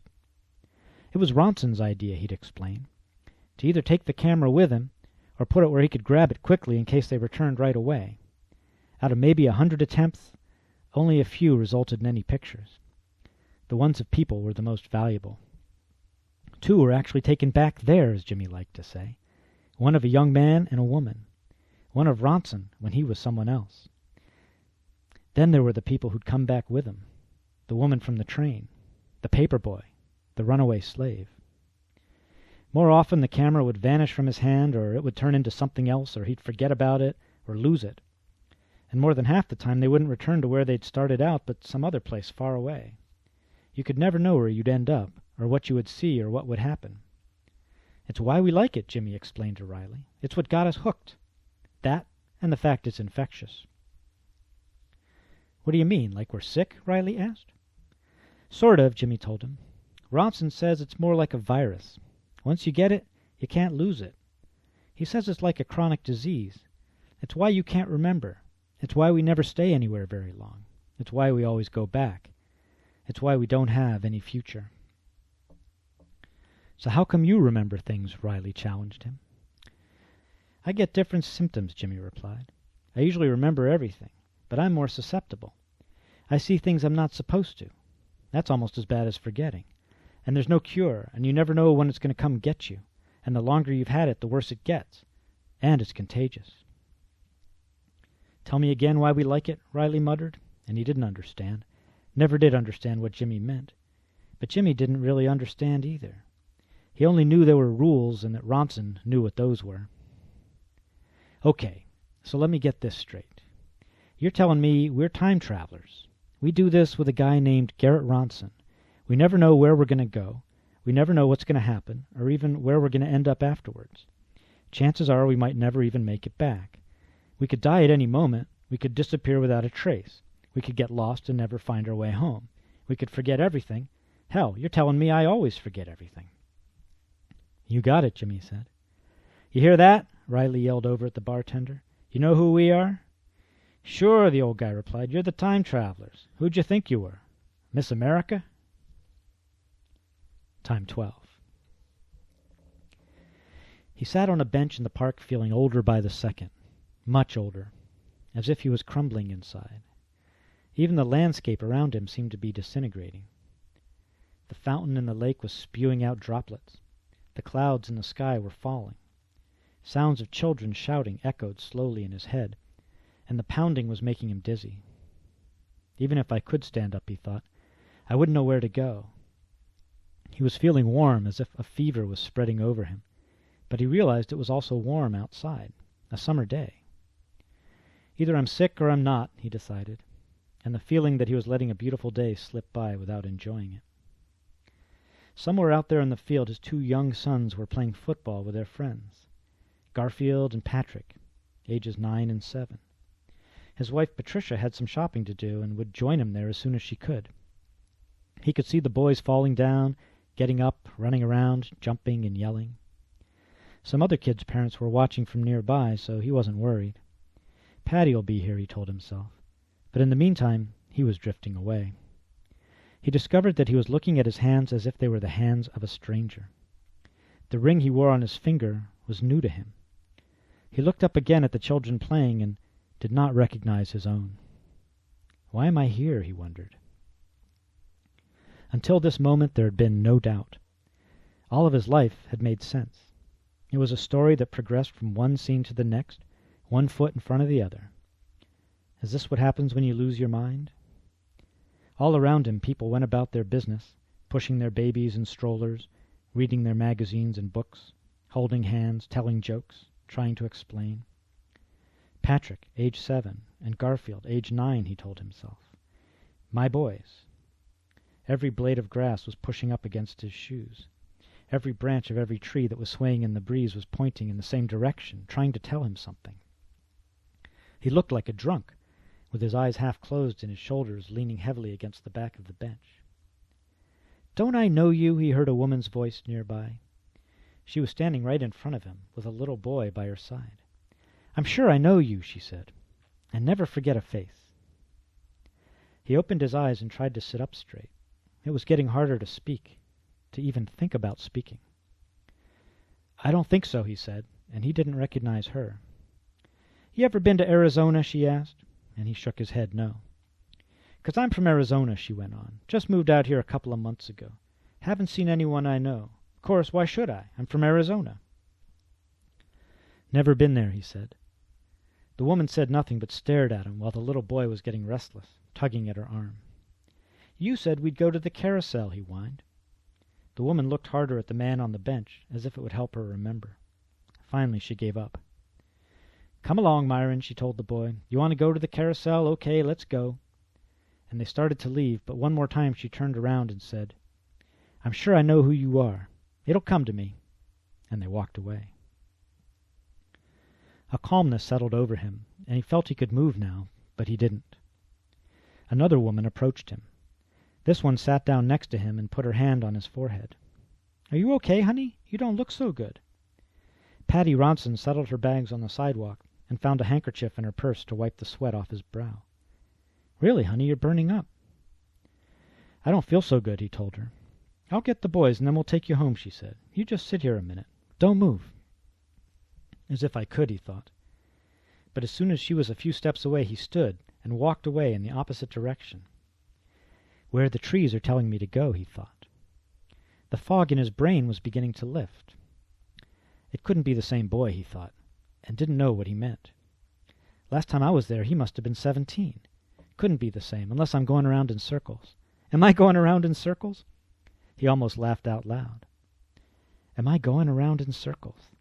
He had left the park and was on a busy street, hurrying towards the subway. He noted that it was almost noon. Don't want to be late, he thought, even though I have no idea where I'm going. Something in him knew. He caught the 41 train and it took 7 stops. He came up and crossed the street, turned right. Next block, he thought. On this side, there it is, the Lark and Goat. He pushed open the big red doors and walked into the club. No one here. What did I expect? He looked around at the empty tables, the empty bar, the huge painted mirror on the wall. Posters that looked like old newspaper headlines. Boxing events, license plates, blood-red carpeting, and a pool table off in the corner. "I'll be damned," he heard a voice say, and turning, he noticed 2 men at a table in the back. One of them was waving at him. The other one was talking. "Just like you said." "Come on back, Professor," the smaller man said. "Guess who don't remember you again?" "Do I know you?" he replied, as he approached the 2. The larger man looked dangerous. "Now you're going to play that game too?" Jimmy asked. "Don't I got enough on my hands already?" "What do you mean?" "Oh, come on, Ronson, and not you too." "You know my name?" Something about the look in his eyes convinced Jimmy Hayes, the professor, wasn't joking. With a gesture, he invited Ronson to sit, and as he did, offered him a beer. Ronson declined. "I'm not feeling too good," he said, as if he felt a need to explain. Why am I talking to these people, he wondered. "I can see that," Jimmy said. And Riley added, "But you're here, and that's what matters, ain't it?" "But why?" Ronson said. "Why am I here?" "St. Stephen's Day," Riley replied. "We always meet here St. Stephen's Day. At least that's what Jimmy says. Even if we all forget everything else, we always remember Lark and Goat, St. Stephen's Day, noon." "St. Stephen's Day," Ronson repeated. "Lark and Goat, noon. It sounds familiar." "And here you are," Jimmy said. "I didn't remember," Ronson said. "I just came. I don't know why." "You said it was important," Jimmy told him. "Look, you even wrote it down." And he produced an old sheet of paper from his jacket pocket and placed it on the table. Ronson picked it up and recognized his own writing, and read, "Dear Jimmy and Riley, I hope you haven't forgotten me. Just in case, I took the liberty of sending this to our friend in Montana. The old broom knows the corners, and you're always bound to turn up there. I'm back east right now, teaching again. This time I seem to have inherited a family, even children. I don't know what it wants with me. I tried to stop going, but you know how it is. Once you're in for keeps. I stay away from long empty hallways. I don't work late at the office. I never drive alone. I had the idea that if I lived in a city as big as this one, I would never be alone and it would never find a way to pull me in. Of course I was wrong. I can feel it pulling me like I'm tied to a string." As he read, Ronson felt that tugging again, an old familiar sensation. It really is true, he thought.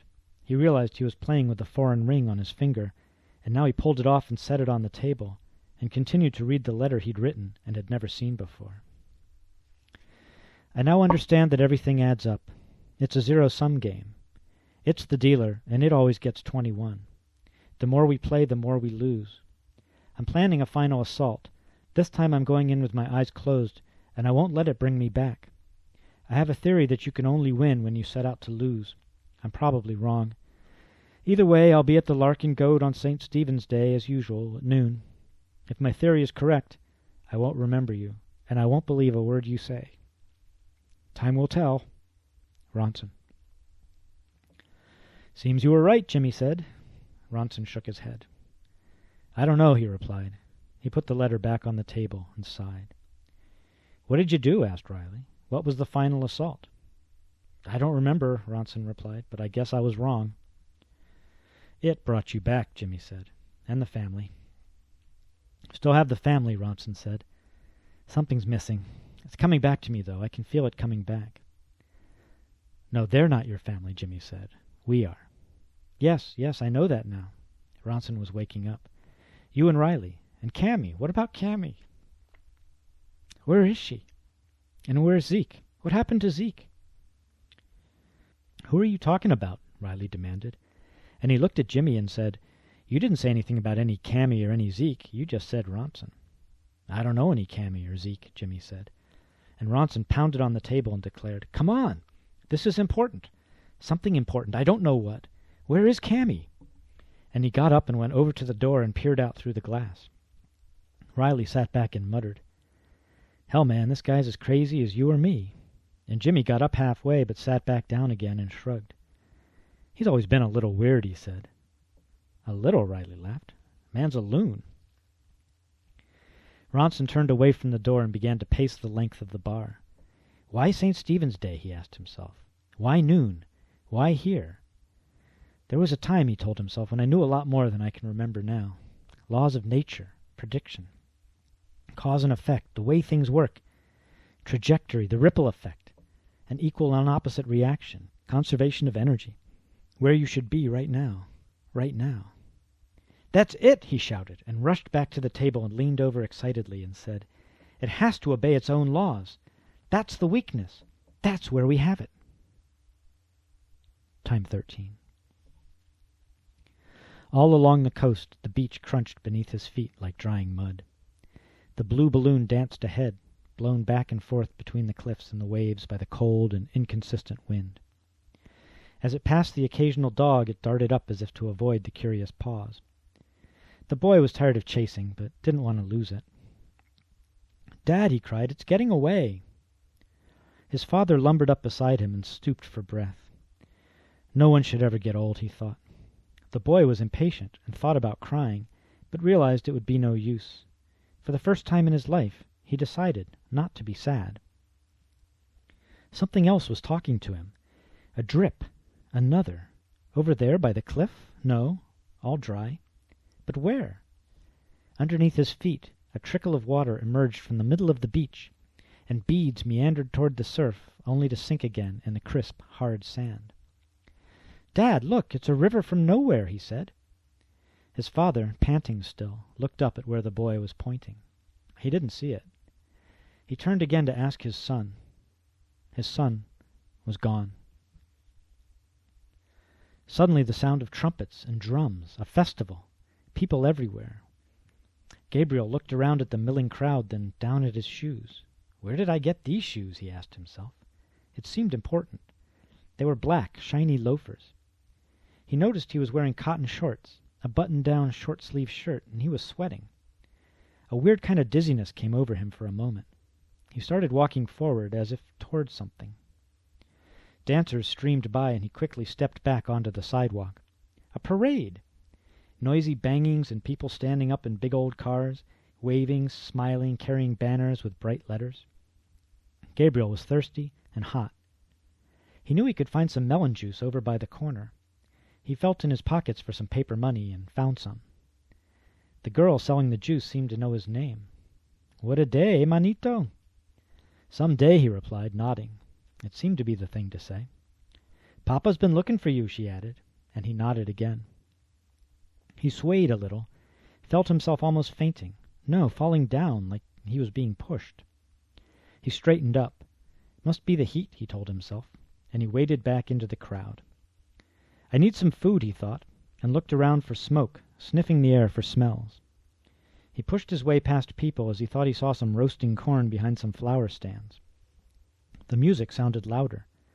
The colors all around him seemed much brighter. Don't be silly, he told himself. I probably didn't get any sleep last night again. Another girl appeared before him, grabbed his arm, and dragged him onto the road where they began to dance together, doing funny little steps, but his shoes seemed to know what to do. He smiled. "Don't think I don't know," she said to him. "Know what?" he asked. "Whatever it is you think I don't know," she laughed. As they danced, they seemed to get lost in the crowd.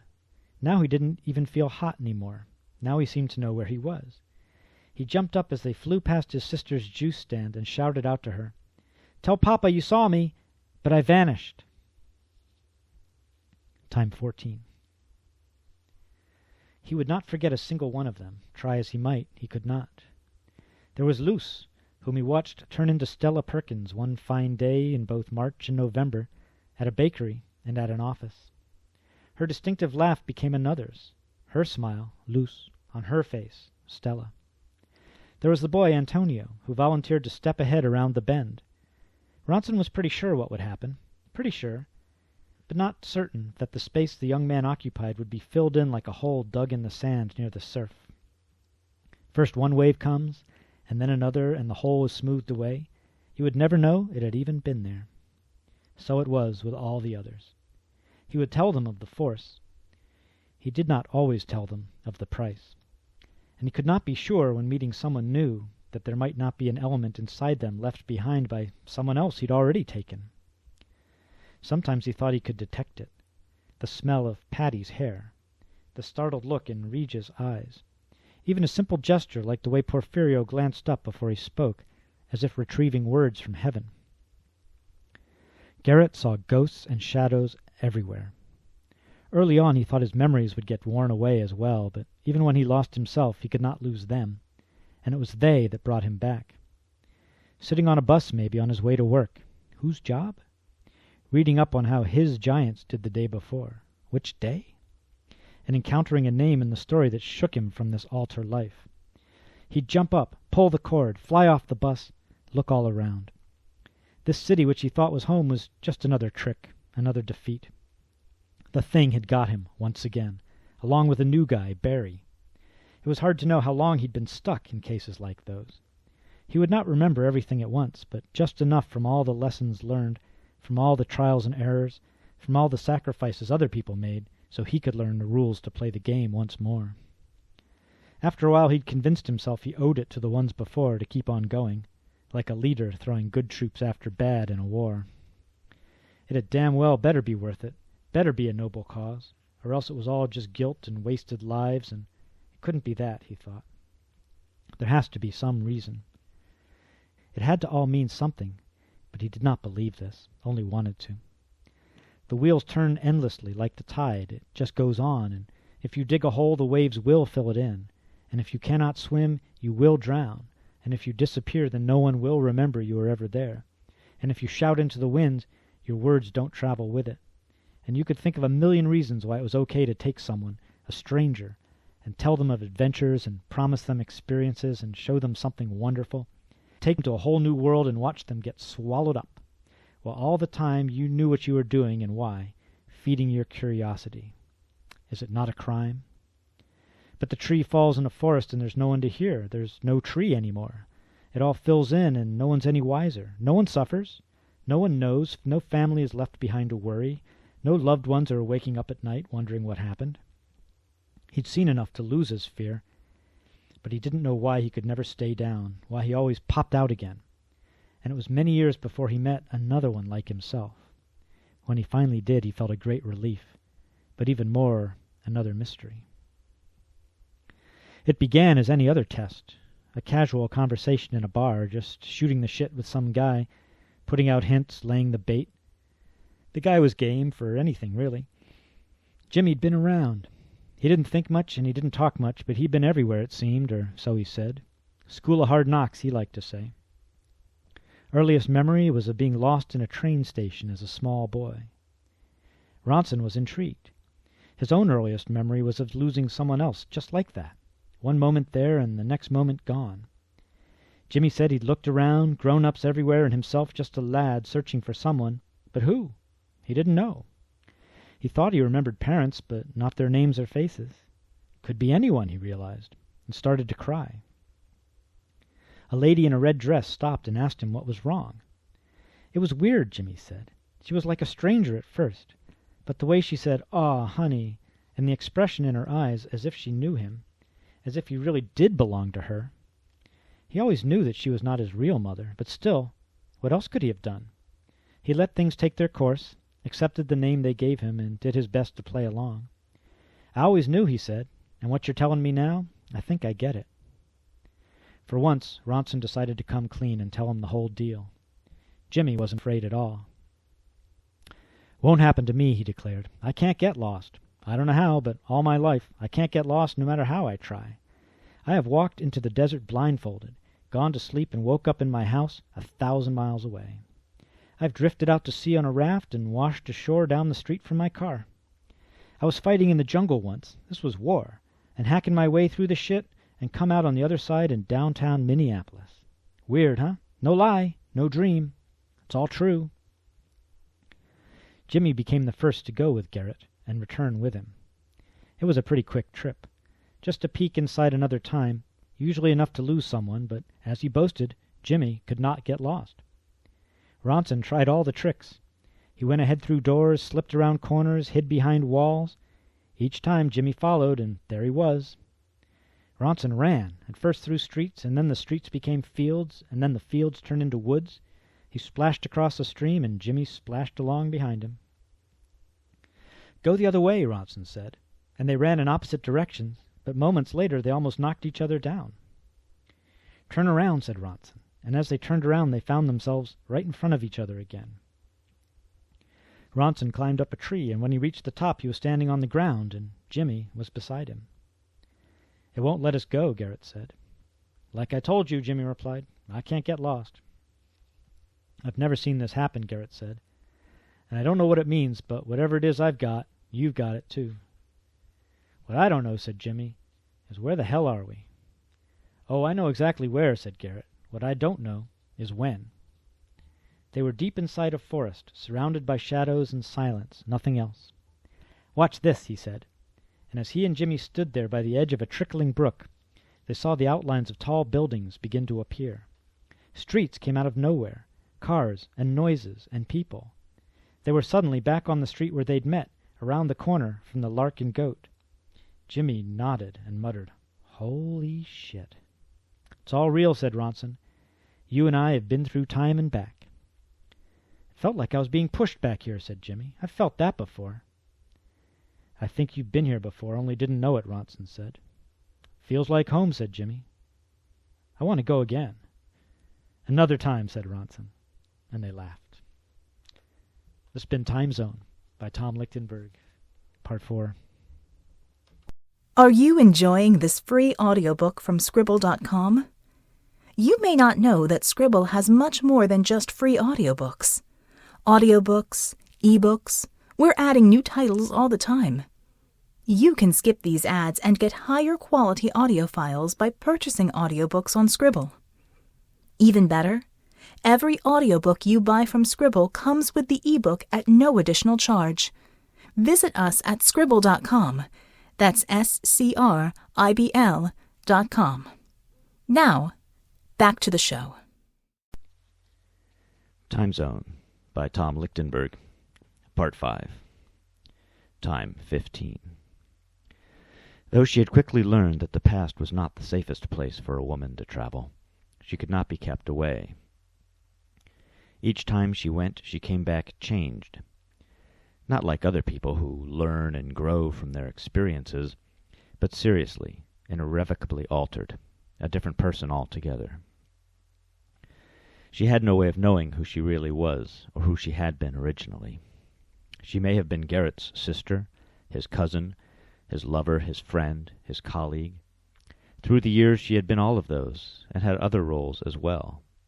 A clerk in his store, a driver of his bus, a cleaning lady at his hotel. It was always a bit of a shock to be found by him again, almost literally a shock, like a static charge.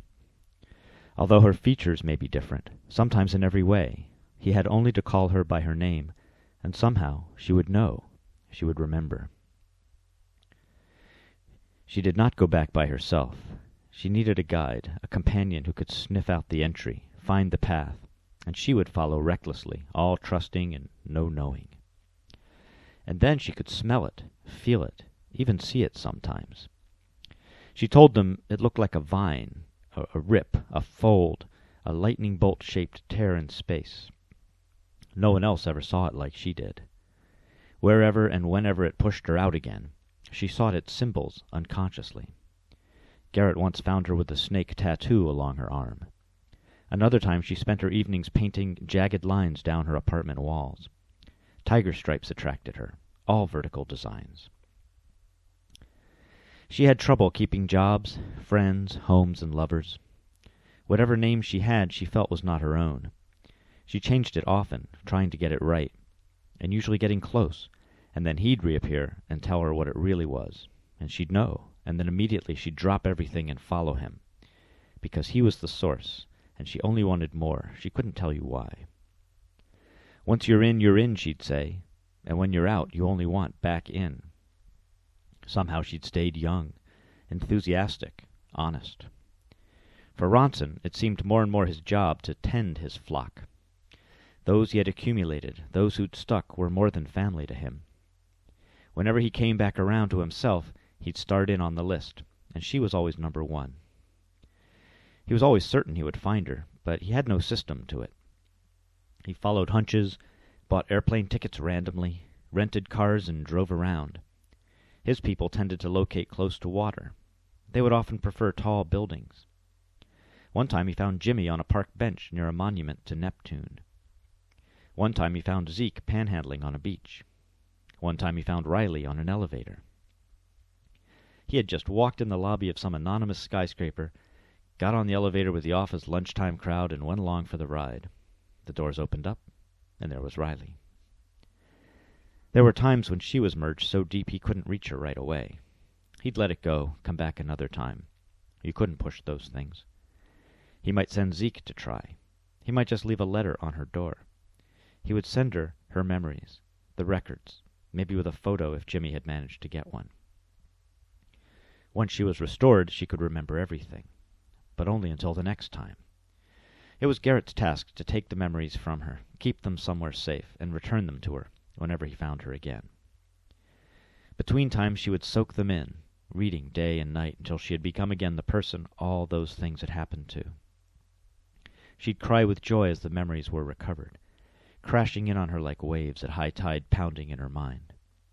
That time with the grizzly bear, the time in the cold dark lake, the time flying down from the clouds, the time dancing around the fire, the time sleeping with that giant, the time she held her twins, the time she rode the train across the desert, the time she saw the buildings fall in flames, the time she wove a net of roses, the time she sang her son to sleep. All these stories filled her, and then, when she was done the reading, the latest memories would bubble up from somewhere deep inside, and she would rush off to write them down and hurry back to Ronson. And then, as sure as the sun would rise, she would feel the need to go again, no matter what the cost, no matter who or where she ended up. And each time, just before she left, she'd tell Garrett, "Say my name again." And he'd reply, "Cammy Ronson." They were always looking for clues. Sometimes they'd think they'd found something, but the next time they put it to the test, they'd find out they were wrong. They once thought that maybe rust was a factor, but they could never prove it. They thought of folds in time. Maybe it bends around a corner. Maybe there's a seam. They thought a lot about seams. The ripples on the beach caused by the equal and opposite undertow and incoming waves. The idea that time breathes in and out in steady rhythms controlled by the sun and the moon. Or maybe flowing like water, like a zipper in time. Lightning bolts, tall trees. Earthquakes might be interruptions in the breathing of time, and the fissures left behind could hold the seam. Elevators, mine shafts, Ferris wheels, cliffs. Ronson would experiment. Others would volunteer. New recruits were sought. New guinea pigs. More than anything, they wanted to know these things, how to get in and how to stay. Beyond that, there were larger goals, how to choose the destination, how to get back home. They sought to quantify, to nail it down, to know. They did not get very far. It seemed the rules would change. It seemed there was no continuity. They'd think they'd found a pattern, but it wasn't. They'd think they'd found a law, but it would not work every time. They had some general tendencies. They had some vague ideas. It was still beyond their grasp, and maybe always would be. Time 16. In the corner of the room, a shadow, and from the far wall came a rumbling, probably traffic from the freeway, or maybe the heating system kicking in. Never at the right place, the quiet man told himself. He'd always had a sense of missing out, of arriving just a little too late, of being somewhere that only moments before was the place where he should have been. There were many days of wandering aimlessly around in every new town he came to. He was familiar with all the usual neighborhoods, the good, the bad, the busy, and the dead. He preferred to take the bus, which meant a lot of waiting, and then a lot of starting and stopping. Staring out the windows, taking notes of all the features which might someday be useful. Where the fire hydrants are, where they have trees. Who knows what details matter? Disappointment and frustration rode along with him, in the empty seat that strangers wouldn't fill. Something about him scared them away. Not his looks and not his smell, but something else. Maybe they thought they recognized him, had heard about him somewhere, knew what he was up to. He had to remind himself continually.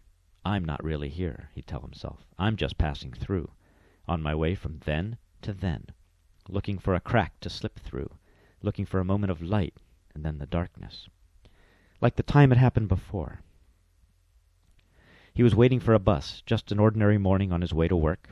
Lots of other people there on Mission Street, San Francisco. As usual, the number 14 buses were all stacked up and all filled up, roared on by whenever they appeared in clumps. Subway must be broken again. He could walk downtown. It wouldn't take much longer. And anyway, it's cold. The walk would do me good. Started to walk. Then, past 22nd Street, 21st, turning around, no buses there. Lighting a cigarette, but even that customary magic didn't work. 20th Street, still windy. 19th Street, but not the 19th Street he knew so well. This 19th Street had wooden buildings on it, had horse crap on the cobblestones, had cobblestones. Sky still blue, wind still cold. What happened? Street boy selling something, yelling something, but he could swear he heard his name being called. But it was not his name. He turned around, and then the 19th Street he knew again. A 14 bus came screaming by, and empty. Turning back around, still here, still now, but he could smell it still, and the voice that was shouting that name that was not his name still ringing in his ears. Somehow he knew that it was once his name. Back then it was, and it was him. And he was someone else, and he was somewhere else, and that was him, and he was being called. And he turned around, and there she was, and she was yelling something. He'd forgotten something. She was telling him what it was. And he was happy just to see her, and he knew her, and he knew what her name was. Not crazy, he'd remind himself. Not me. It's just a memory. He'd heard about such things. The collective unconscious, reincarnation, transmigration of souls, teleportation, travel in time, parallel dimensions, multiple personalities, space-time continuum. Perceptual distortions, a crack in space, an acid flashback, a dream, a daydream, fantasy, not real, not life, not here or now. He didn't believe a single bit of it. It could happen anywhere or any time. You're here, and then you're there, and then you're here, because nothing is, because it's all a lie, because it's all some stupid game. You might as well be a scribble on a page. Still he waited and sought and chased the possibility. It might be in the shadow. It might be in the sound.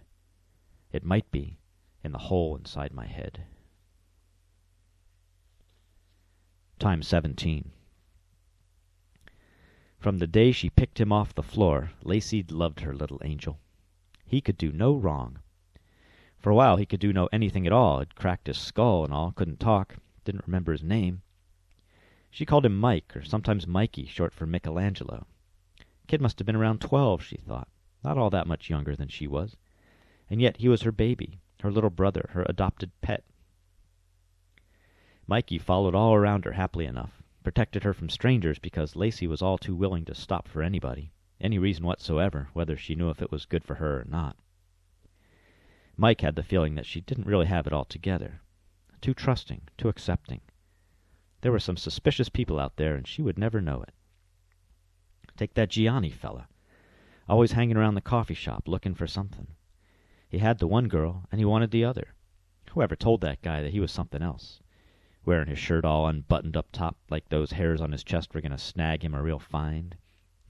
And the old man who treated him like a god. Mikey couldn't stand the old man, yelling all the time, king of his own little world. Mikey was going to take his Lacey out of there, take her far away as he could find. The old man didn't like him either, Mikey thought. Nobody did, except Lacey. They would always tell him he came from nowhere, and it was true as far as he could tell, like he just popped out of the sky. Didn't fit in here or anywhere else that he could say. There was some other guy, as Lacey told him, older guy. He was there with you that day, and then he just took off. Nobody saw him go. You slipped and he was out of here. How come I don't remember, Mikey wanted to know. How come I don't remember anything? You hit your head pretty hard, she told him. Maybe that was it. Mikey had some smart ideas for a little kid without a past. He could fix almost anything. He was putting gears and springs in things that nobody ever thought of, like the juice machine he put together for Luigi. Just throw in the pieces and bam, there's juice. Like the little toy cars he made that took off like a shot. Kids in the neighborhood were lining up to get one. Other things were strange about the boy, like he never wore a hat, and everybody wore a hat. Stupid, he'd say, when Lacey tried to make him. He was always making sketches. One day Gianni asked him what was that, and he wrote down some words and shoved the paper in his face. It was something about robot dogs. What the heck? Natalie said. Mikey spent a lot of time watching people on the street go by the coffee shop. Lacey'd ask him what he's looking for, and he'd say, got a feeling. I don't know. Think that guy is coming back, she'd ask. She was always worried that he would. She didn't want to lose her boy. He walked her home at night and back to work every morning. He was there to talk to and tell all her problems. She was worried about a lot of things. Lacey'd come from nowhere too, you see, she'd say. Come all this way and come for what? Work all day, my feet get so tired. 2 words, she'd tell him. That's the only thing that keeps me going. When somebody tells me, thank you. That's not enough, thought Mikey, but he didn't want to tell her that. She'd been too good to him. He knew she wasn't going anywhere by herself. He was getting bigger every day. Pretty soon I'll get a real job, he told her, not just hawking papers on the street, not just little odd jobs like I got so far. Something good that'll pay the rent, and you can take it easy then. I'll take care of you, he promised. Don't worry about me, she'd say. You got to live your own life. I know you're going to go someday, and that's all right. Don't stick around here 'cause of me. There ain't nothing for you here. Of course he knew that she was right, but how could he just go and leave her? Not after all she'd done for him. I'll take her with me, he decided, and that was when they started on their Saturday excursions. Lacey would have rather stayed and hung around the apartment, or maybe gone to a picture show, but Mikey made her come, and they would walk along the river, watch the ships unload. And they would look for places where the gates weren't locked, and maybe they could sneak inside the docks and hunt for buried treasure. Mikey said he knew what he was looking for. Pieces of aluminum, radio parts, any kind of wire. Often they would find a thing or two and sneak it out of there. Back home he'd get busy putting things together. What's the kid up to? Teresa'd ask. Heck if I know, said Lacey. He was making experiments. He knew all about all sorts of things electrical, it seemed. Didn't know where he knew it from. He would try and explain it all sometimes, but Lacey'd put her stupid look on, so he'd stop. One day he came out from the little nest he had there in the living room with a small black box. Didn't look like anything. Had a hole on either side of it. One for a wire coming in, he said, and the other for the wire going out. And on the going out side there was a thing you put up to your ear. The coming in wire had a thing you stuck to things, like the chest end of a stethoscope. It's for hearing ghosts, Mikey said. He took that box one morning to the coffee shop and stuck the sticking end to all the walls and chairs and tables. Every time he'd stop and listen for a little while and then move on. He went through every station in the place and finally came back to the counter and the chair where the other guy had sat the day that Mikey fell. He listened to that chair for quite a while. Lacey was looking at him all the time. He turned to her and smiled. "I can hear it," Mikey said. "Hear what?" she asked. "Water. Dripping," Mike replied. "It's coming from over there," he said. And where he pointed, they both looked and saw a boarded-up building across the street. There was a faded sign above the door that spelled out, "Wetford, Feed and Fuel." Time 18. Zachary Hare, if that was really his name, was looking for someone. The only problem was he didn't know who. It was someone he used to know, at least he was sure of that, like someone you almost remember from high school. If you saw their name on a piece of paper, you might recognize it, maybe even put a memory to it, possibly a face or a voice. That was the guy who, that was the time when. Wasn't she the one who? It was sort of like that. He was looking for someone, and he didn't quite know who, and he didn't know where. He had some strange ideas about where he might look, strange to his friends at least. They wondered why he spent time around abandoned railway stations. They asked him what he was going to find around the edge of the platform, because he always went around the edge of the platform, never inside the old station itself. They thought they knew why he would go to pubs with British-sounding names, because they also liked to go to pubs for a brew now and then. They didn't know why it always had to be the this and that, never the something thing, you know, like the running deer or the flaming ghost. No, it had to be the dog and pony or the lamb and otter. He was very particular about that. He was famous for being late. Most everybody knew that Zach was not going to be anywhere near where he said he'd be at any given time. People cut him a lot of slack. He had good reasons for being the way he was. Hard times, things that happened to him when he was a kid. They didn't want to talk about it. Some of his friends remembered things that Zach didn't know, and they'd talk amongst themselves.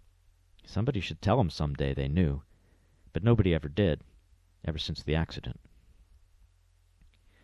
Zachary Hare didn't know anything about any accident. He was the son of Millie Hare, and somebody else, he didn't know who. Never mind, he'd been raised up right. Respect his elders, get along, make your own way for yourself, not expecting anything from anyone unless you had a right to. He'd run with his crew since childhood. They'd had some wild times together. Now they're mostly married, settled down. Zachary wanted to settle down someday. He knew he would. In the meantime, he had some things to do, some people to see, some business taken care of. It's not right that someone should come along and just give a push now, is it? I mean, you've read about those stories in the paper where some lunatic comes out of nowhere and shoves someone in front of a train. Now, why would they do such a thing? Other than being crazy, of course. Usually it's because a voice in their head came along and told them to. Voices in the head never tell you to eat their peas now, do they? Oh no, it's always got to be something dramatic. When was the last time a prophet told you that you were going to miss that traffic light over there on the causeway? It's never the little things. Just like that, it's just not right for a man to come up to you, right out of the blue, and tell you some important secret that you can't tell anybody else, that you even have to hide from your mom and your friends, and the thing of it is, you don't even believe him. Oh, right. Like, sure, I'm not even who I say I am, like everybody knows I am. Okay, like, who the hell are you, and what do you know about me, Mr. Funny Hat? Oh yeah, he had a funny hat, remember that now. Said something on it, some writing, something like, Beatnik. Why would a hat say Beatnik? Beat the heck out of me, Zachary laughed. But it was still not funny, even if the hat was. Come along and tell me something like that, and then give a push, just a nudge, and they were at the station, and he was on his way to work, and it was just like any other day, except some crazy, stupid nutcase with a voice inside and a hat on top of his crazy, stupid nutcase little head goes and pushes you right in front of the train, and that's the last thing you remember about that little incident. Oh yeah, not even the how many months they told you that you were in the rehabilitation facility, or whatever they called that dirty, nasty hole I was stuck inside forever. Nobody tells you about that kind of thing. You go along, doing your duty by your life as you see fit. Maybe you're a soldier and doing that duty, but even then you cannot see it coming. And then you're going home without some body parts you thought you'd always have. So he was going to find that guy, because nobody else ever did. That guy who called him Zeke, like that's even my real name. Time 19. On the morning of the birds, Garrett was exhausted. He'd been up too late, cramming for a midterm, and was awakened in a lousy mood. The birds were squawking outside his window. Must have been 100 of them. What the heck, he muttered as he rolled around in bed. His mind was full of Alexander. He was so damn sick of Alexander. How great he was. How smart. How brave. How talented. What's so great about conquering the world, he wondered. Maybe it'd be greater not to. Garrett was cold. It was still way too early in the morning. The birds were way too loud, and he didn't know how his roommate was managing to sleep through it all. Garrett got up, fixed himself some really awful instant coffee, stepped into his slippers and out the front door. From everywhere around him, birds swooped down and gathered in the driveway, still screeching as they hopped around the ground. The day was gray and windy. It had the feel of imminent snow. One bird was looking at him oddly, so he thought, and laughed to himself. Now I'm freaking out about birds. Lately it seemed that everyone was looking at him oddly. But this bird wasn't everyone. It fluttered up and landed directly on his foot and started pecking at his toe. Garrett tried to shake it away, but the bird kept pecking, finally gathering some slipper in his mouth and pulling at it. Little brown bird, maybe a sparrow, maybe a wren. What do I know about birds, Garrett thought. It wants something from me, I guess. But what? Suddenly the bird flew up and knocked him on the cheek with a wing as he flew by. He flew over to a lamppost and started screeching, staring directly at Garrett again. He wants me to follow him. Garrett started walking towards the bird, and sure enough, as he approached it, it flew away a little further, turned around, and squawked at him again. Down the street they went, just the man and the one bird now. The others had all gone away. The wind picked up and the snow began falling. Garrett wished he'd put on a coat or something else beside his navy blue sweatpants and his orange Caltrans t-shirt. It was really getting cold as they turned the corner of Whistler Lane and Treat Street and found themselves on the edge of a cliff overlooking a bright green meadow filled with smoke and weeds. Garrett looked for the bird, but only saw a flash of bright red light, and suddenly a boom like thunder and more smoke, covering him now as the earth shook, and he fell. Garrett started to get up, but couldn't. Something was on top of him. A rock? No, a tree. How did that get here? He squirmed in the mud and managed to wiggle out from under it. All around him now there were bodies, still warm, still bloody. The booming continued along with occasional pops and cries. Not far away saw a cannon dragging several bodies with it as it came plunging down the hill, and then more explosions hid everything from view. He was limping now, and scrambling back up the cliff. Above him the bird was calling, and he followed. Into the woods they went, the little bird frantically scurrying and hurrying him along. Garrett stumbled, noticed he was bleeding, felt his left knee failing. The pain was suddenly too much, and Garrett dropped. The bird returned and started pulling on his sleeve, but Garrett shook his head and told it, "No, I can't. Go away." The bird finally stopped its jabbering and tugging and camped out on a branch above the fainted human. That night the wind died down, the clouds disappeared, and a full moon lit up the desert sky. "Time to go," he heard a voice telling him. And it was then he understood and got to his feet, his legs now fine, his clothes repaired. He must have walked all night along a path of footprints clearly marked out in the sand. He saw no other creature all night long, and heard no other sound.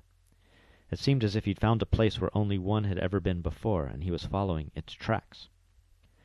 Eventually he came across a stream, and he felt like he hadn't had anything to eat or drink in days.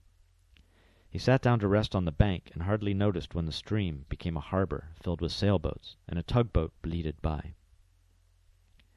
He followed the tugboat to its mooring, where two men were setting down a crate.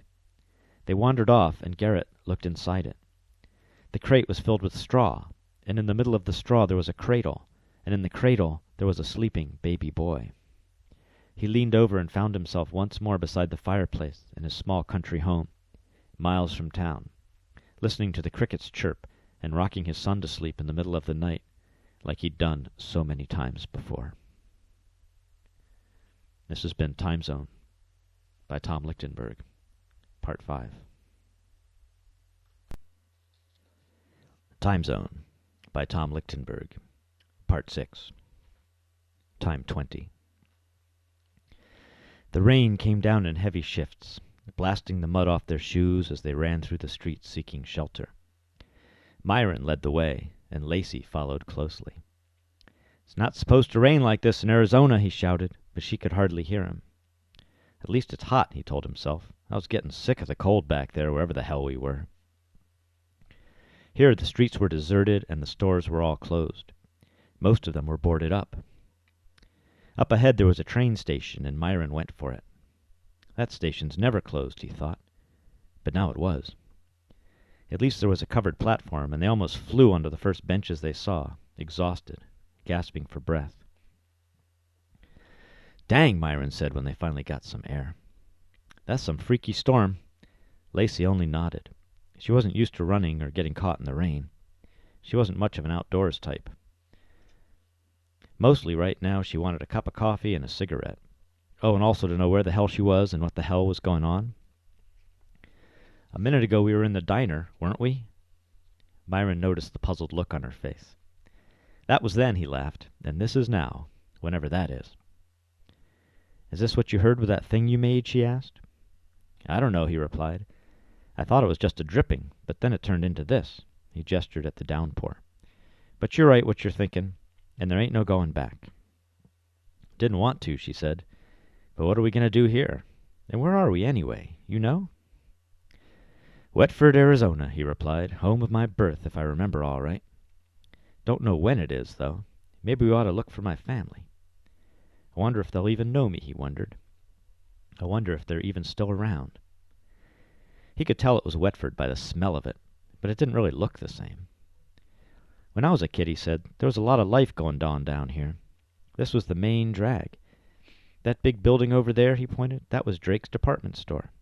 Everybody got all their stuff from Drake's. Now there wasn't even a sign on the wall. Got to find out the date," he told himself, and he got up to look around for a newspaper machine. He didn't find one.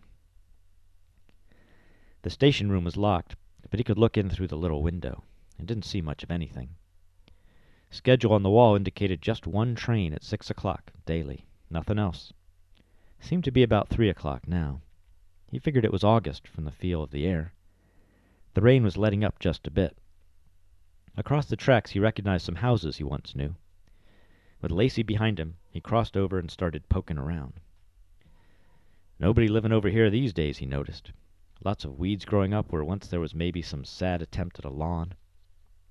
"Never knew much to go around here," he told her. "Reminds me of where I come from," she replied. When he asked where's that, she told him about a town somewhere in the south of Ohio, a place where people'd rather not even recognize her kind. "What kind is that?" he asked. "Oh, you know," she said, "the mixed kind." "Well, better off here than there," he told her. "Everybody around here is from somewhere else anyway." "Anywhere was better off than there," she said. "That's why I went back east. People there'd hardly noticed. Just another girl to whistle at," she laughed. They didn't see a sign of life except for some feral cats until they got to the edge of the last clump of houses. There a few old cars were parked in a circle out front of a yellow-painted house. All the other houses they'd seen till then were just peeling. Lacey thought they ought to just go up and knock on the door. Myron was a little more cautious. "I say we wait a bit," he said. "Want to see or hear somebody or something at least." They didn't have to wait too long. A long, stringy man came out the front steps with a cigarette hanging from his lower lip, stared off across the street where the boy and the good-looking woman were standing there soaking wet and dripping. "I ain't going to bite you," the man called out, and started laughing and wheezing so hard he almost toppled over. Waved his hand at the pair as he doubled up and staggered. Myron and Lacey came on over across the street. "Shoot," the man said when he recovered. "Look like a pair of scarecrows out there scaring nothing. Ain't nothing to scare around here in any case. Name is Golden," he told them. "Nothing else. Come on in and get yourselves dried off at least." Inside the house a couple other people sat around on some pillows on the floor. They looked up and nodded as Myron and Lacey followed.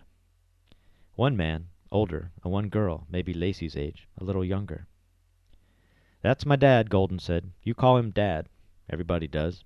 That's my sister. Call her Ledge." Mumbled introductions all around. Myron told little when he was asked. "Come from here. Ashton Street. You know it?" "Nobody lives down that way," Golden said.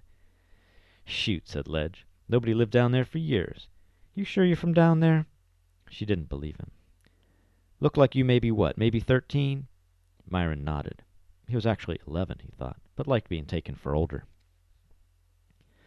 "Nobody lived down there for 20 years, she told him. "Maybe you got it mixed up," he said. "I've been away. Don't remember too good." It wasn't true. He remembered everything. He remembered the parks he played in, his best friend, his mom, their house, and everything. He even remembered the man he met at the train station, on that very same platform he was at just a moment ago, sitting there telling stories, telling all about traveling in time. Who was going to believe that? "No promises," he'd said. He also said I wouldn't be coming back again, but here I am. Where are you, old man? Where the hell are you? You even still alive?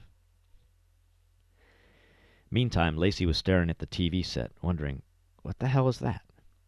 But she was just worn out from the trip, and after she got a little sleep, she was feeling right at home. Time 21. From all the way down the hall, you could hear him screaming, like he was screaming every day, like every day since those bastards brought him here. None of them seemed to understand the simplest things. He would explain it very slowly, in the smallest words he knew, and they would stare at him like he was some kind of freshwater fish in the saltwater sea. Or else nod their heads and hadn't heard a thing. And try to calm him down, or at least keep your voice down, Everett. There's other people here. Don't forget about the other people. They might want to rest or sleep, and you'd be bothering them. Bothering them. The least of his concerns. Locked up in here and no way out, and supposed to be worrying about whether someone might be bothered just a bit. He'd like to bother them a lot. I'll show them the meaning of the word, he told himself. And then right back he went to the screaming. Today he wanted to go to the cafeteria, pronto. "I know she's there," he yelled. "I saw her there. Take me to her now, God damn it!" And Russell, the frail old orderly, didn't know what to do. He had to follow orders, and so far his orders were just to say no to whatever Everett wanted. Didn't seem like the fairest orders, just to say no to everything. Imagine someone just says no to everything you want, no matter what. Russell wasn't too upset, because he couldn't hear too well, which is why they always stuck him with the screamers. And Everett was at least tied down, so he couldn't lash out and hurt himself or anybody else. Still, it didn't seem right, and Russell looked around to see if anyone might give him some new instructions. Nobody else was in the room. He peeked out the door, and nobody else was in the hall. Looked like nobody at the desk at the end of the corridor, neither. Everett screaming for Nurse Ronson. "I know she's there." "Yeah," Russell nodded and said to himself, "I know she's there. She's talking with John." John was the youngster they'd picked up wandering around Manhattan the other day and brought him here to the Lark Street Hospice. Only 17 or so, and incredibly dirty. Russell didn't know how someone could even get that dirty, and wear nothing but rags, no shoes. Usually you only see the old-timers going around like that, or the total whack jobs. Stinking up a storm, smell 'em from a block away. But a kid like that? No. Usually you don't see a kid like that. So they washed him up. He didn't even resist. Quiet one, that kid. Just the opposite of old Everett here. Everett been screaming since the day he arrived a couple weeks ago, talking all sorts of nonsense. Not a word out of the kid, and nothing but words out of Everett. Russell pretended not to, but he heard everything, saw everything, too. It wasn't the first time he'd come across these stories. A man comes out of nowhere, white man usually saying he's been traveling in time. Comes from the future sometimes, but usually he comes from the past. As far as Russell can tell, it's a lot easier for you if you come from the past, because there's things that are known, and you don't have to make up lots of crazy shit just to get people to believe you. You can always talk about horses, darkness, navigating by the stars, but the future stuff, man, that takes a lot of making up. Like Everett here. Got those implants they'll be making in the future, so they know exactly where you are all the time, tracking you down like a dog. Got those mind-reading machines so they know exactly what you're thinking. Got those mood rings where they put 'em on your fingers and control you like a drug. Amazing they'll be so precise with all their controls in the future, when everything nowadays is shit that doesn't even work half the time. Makes you laugh. All that stuff he's making up. Or maybe not, Russell nodded, telling himself, who knows, they got all sorts of crazy stuff nowadays you never would have thought of years ago. Nurse Ronson now, she's an odd one, too. Seems to take to these traveler types. They always end up getting assigned to her. You can see them in the corners, sitting quietly, talking quietly, seriously. Lots of calming down, lots of relaxing. She's good at that. Got her with the John boy now. Russell was always curious about everything going on around him. Had half a mind to take that Everett's wheelchair and push him down to the cafeteria, just so he could listen in on what went on. Nurse Ronson wouldn't mind, no. She'd been seeing Everett already. But Nurse Ellis, she's the one to watch out for. She's the one who gives the orders you got to follow. Nurse Ellis doesn't like this Everett guy. She wants to gag him through the night. She's sick of hearing all that crap. The other day she said to Russell, "Old man, you're lucky you'll be going soon. Wish I was going with you." He knew where she meant, but he wasn't planning on kicking it any time now. Not as long as there's sights to see, sounds to hear, stories to tell the grandkids, sunny days and hot sticky nights to sit on the stoop with an ice-cold beer. I don't know where you came from, he was meaning to tell Everett some day, if the man would ever shut up. But you should stick around. You might like it here. You never know. Time 22. Riley was ready to let it all go. He'd seen enough. He'd heard enough. He'd been around, and every time he thought he'd found some peace, there was always someone bringing him back and taking it away.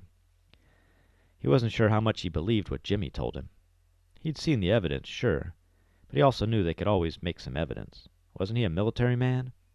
Evidence is always on the side of power. One thing he knew for sure, he didn't belong where he was now. Like I could belong, he wondered. Too many questions going around in his mind, keeping him awake, keeping him walking the city in the middle of the night. Dangerous enough in itself. If I could just find the spot, he told himself. Because I know you can just go in, and you can just get lost. And there's ways you can make it do what you want it to do, if what you want and what it wants are one and the same at the time. He'd been thinking about this for a while.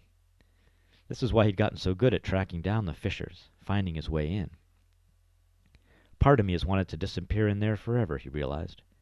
But another part of him was cautious, the product of too many nights out on patrol, he told himself, half joking. But he knew it was no joke. Where's a big black man to go, he asked himself. And the answer was, you had to be careful. Paul Robeson went to France, he thought, but I've been to France, and I don't want to be there. And when to go, that was the bigger problem. Hard to tell if the future is saner than the past. It's all a matter of timing. You've got to be able to make a snap decision. When you find the crack, you can take a peek inside, but you never get a lot of time, and you either go in or else you don't. Riley could get a sense of things, but he was not a trusting man. He had some faith in his instincts, but as he reminded himself again and again, a man's got to know his limitations. If you want to remain yourself, at least to some degree, then maybe you can do that. Every time that Jimmy pulled him back, he managed to be Riley again. At least that's what he thought. Hard to be sure. Hard to know what's real and what somebody's just told you. Physically, he seemed the same, if all these photos were to be relied on. Him and Jim in several wars through several ages together, in the desert, in the jungle, in some anonymous fields and villages. He'd been on missions, though, where men were lost entirely, melted into passers-by and disappeared. He'd seen it happen, thought about it. Is that what I want?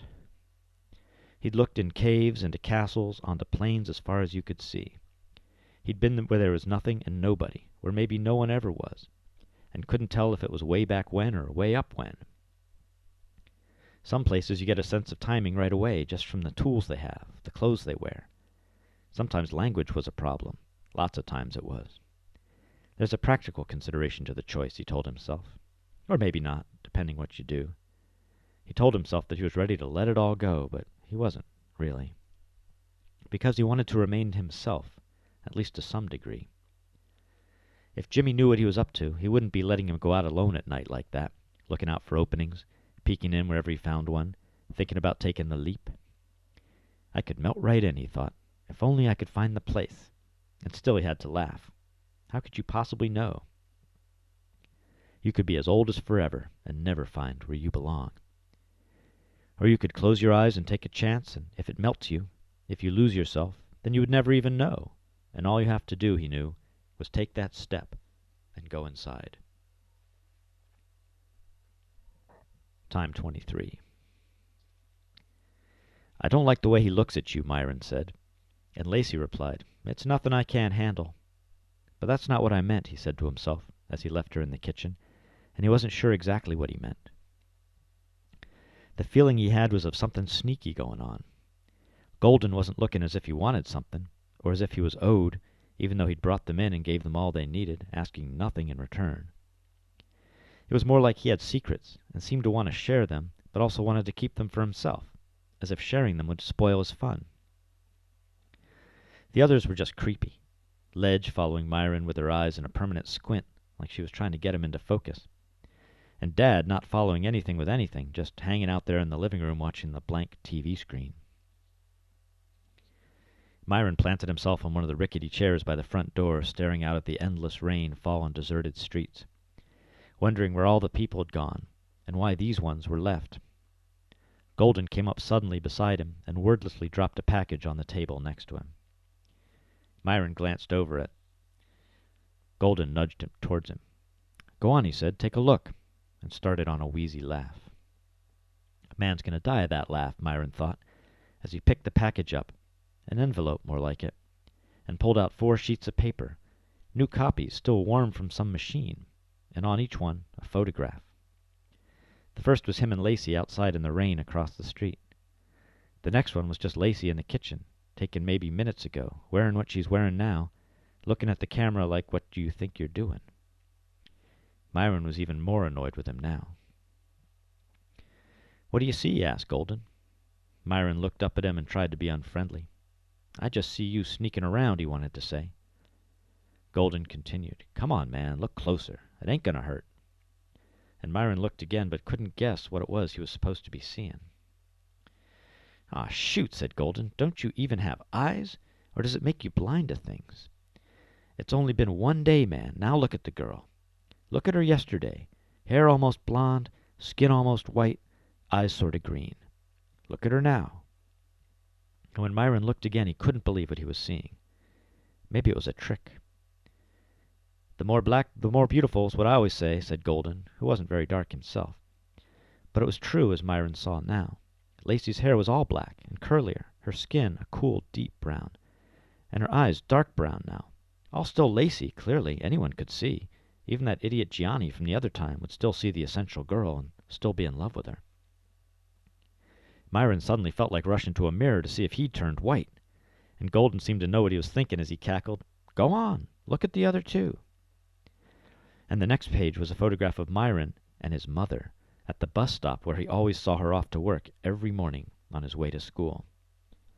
The last one was of Myron and a man in a black leather jacket and a dark blue cap with some lettering on it.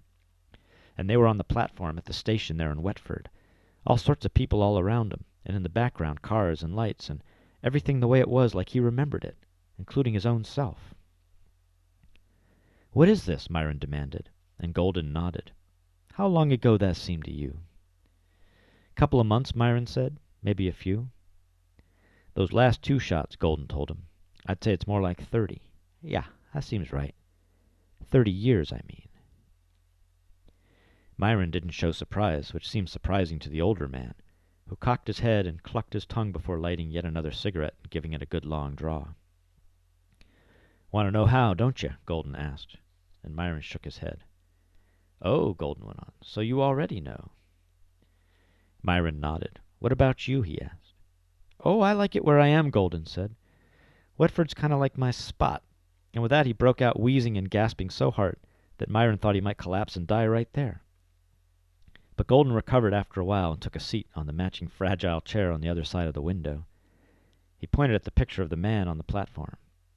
Ronson, they both said, in unison. You know him? Myron asked. Seen him, Golden replied. You might say I know him. Seen him around, seen him before, seen him after. After what? Myron asked. After now, Golden said. Golden told how he could always find the openings here in Wetford, though they come and go and shift around. He could always sniff them out. Peculiar smell, he said. Sometimes I don't detect it for a good long spell. Other times I can't escape it. He could only go around in time, not space, so he was always there in Wetford, where it is, where it was, or where it was yet to be. It's what he called a terminal. There's other places like it, he said. At least I guess there are, but I don't really know for sure.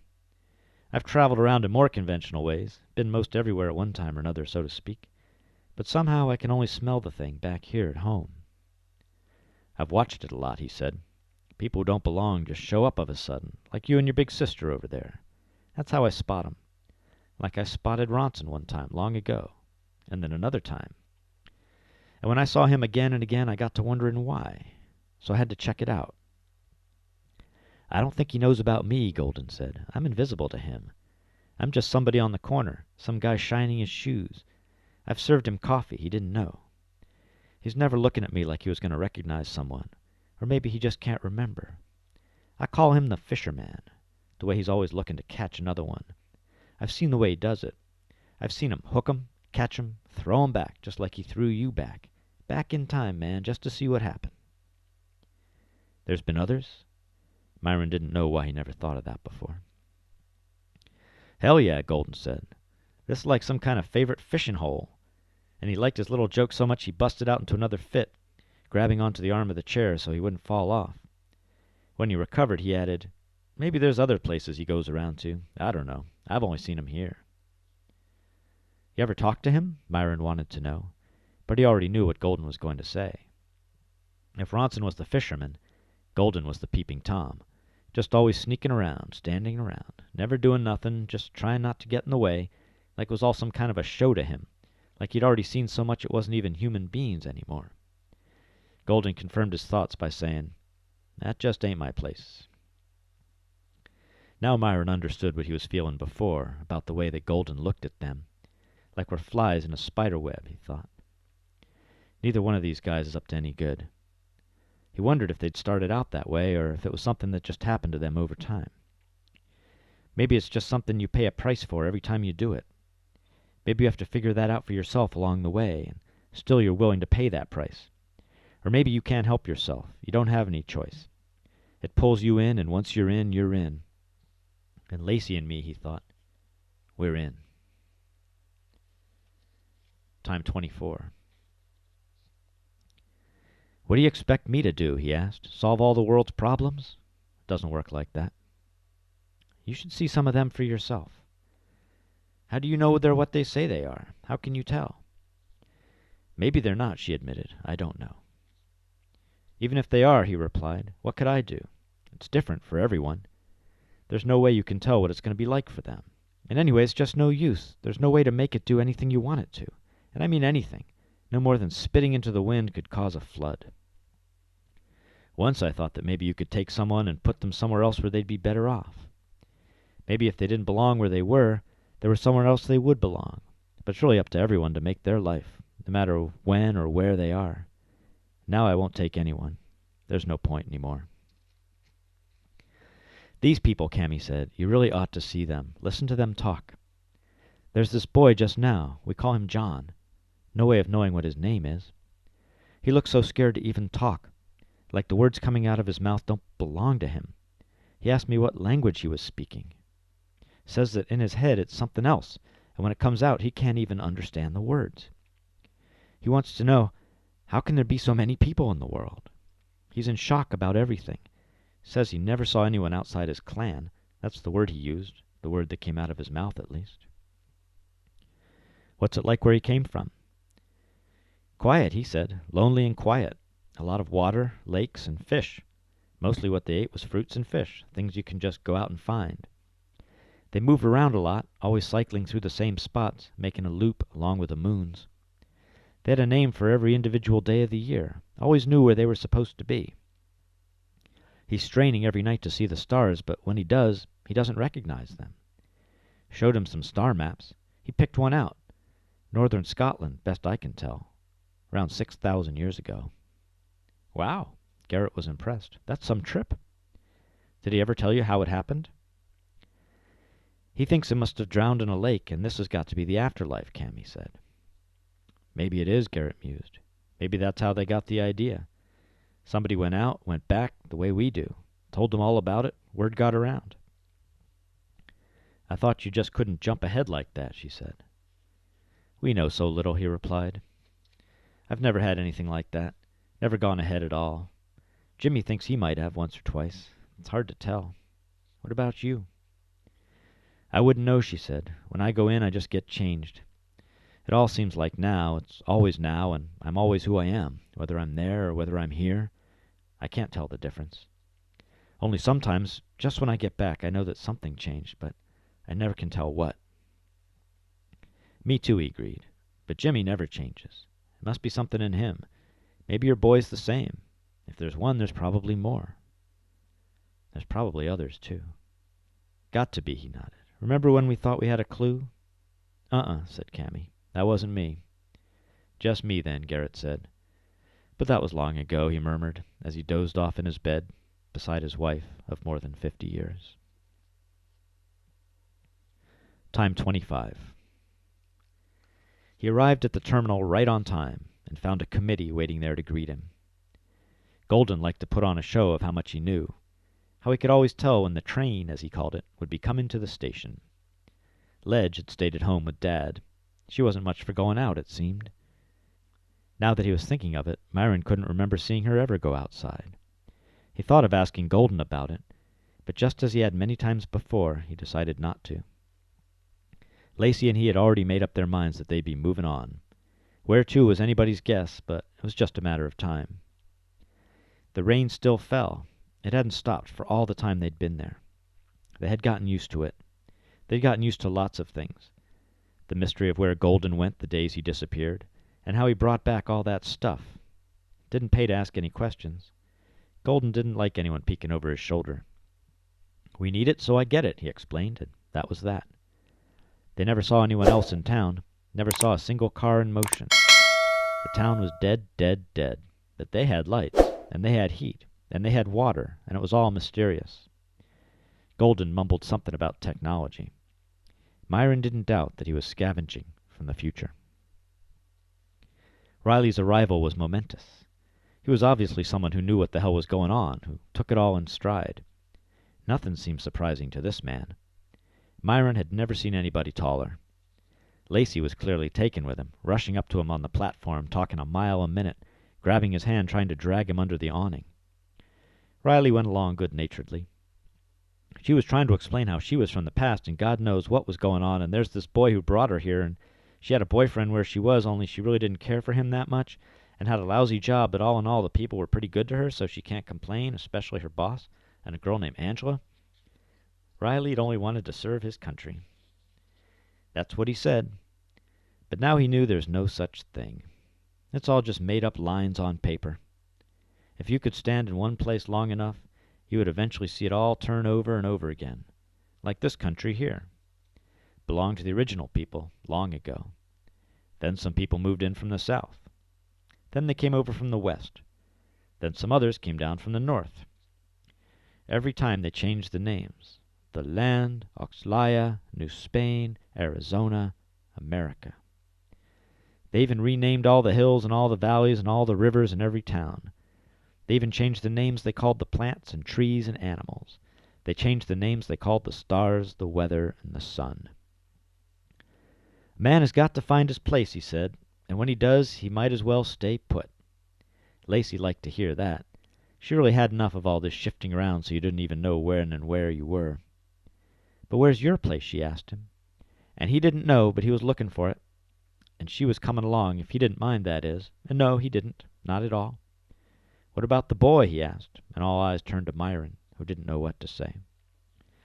It's true, said Golden, breaking the silence. Stay in one place long enough, and you will see it all. This ain't no place for staying. I'm only here to care for Dad and Ledge. They can't go nowhere else. Ledge, she can't even leave the house.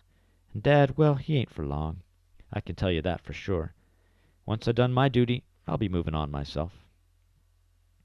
When's the next train? Myron asked. Oh, any time now, Golden said. I can smell it coming.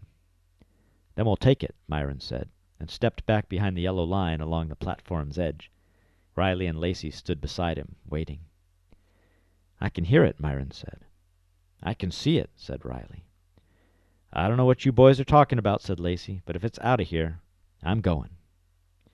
Something like a vertical fold came rippling down the track, a jagged tear between the rain, and when it whistled past, the man it left behind turned back and headed home. This has been Time Zone by Tom Lichtenberg.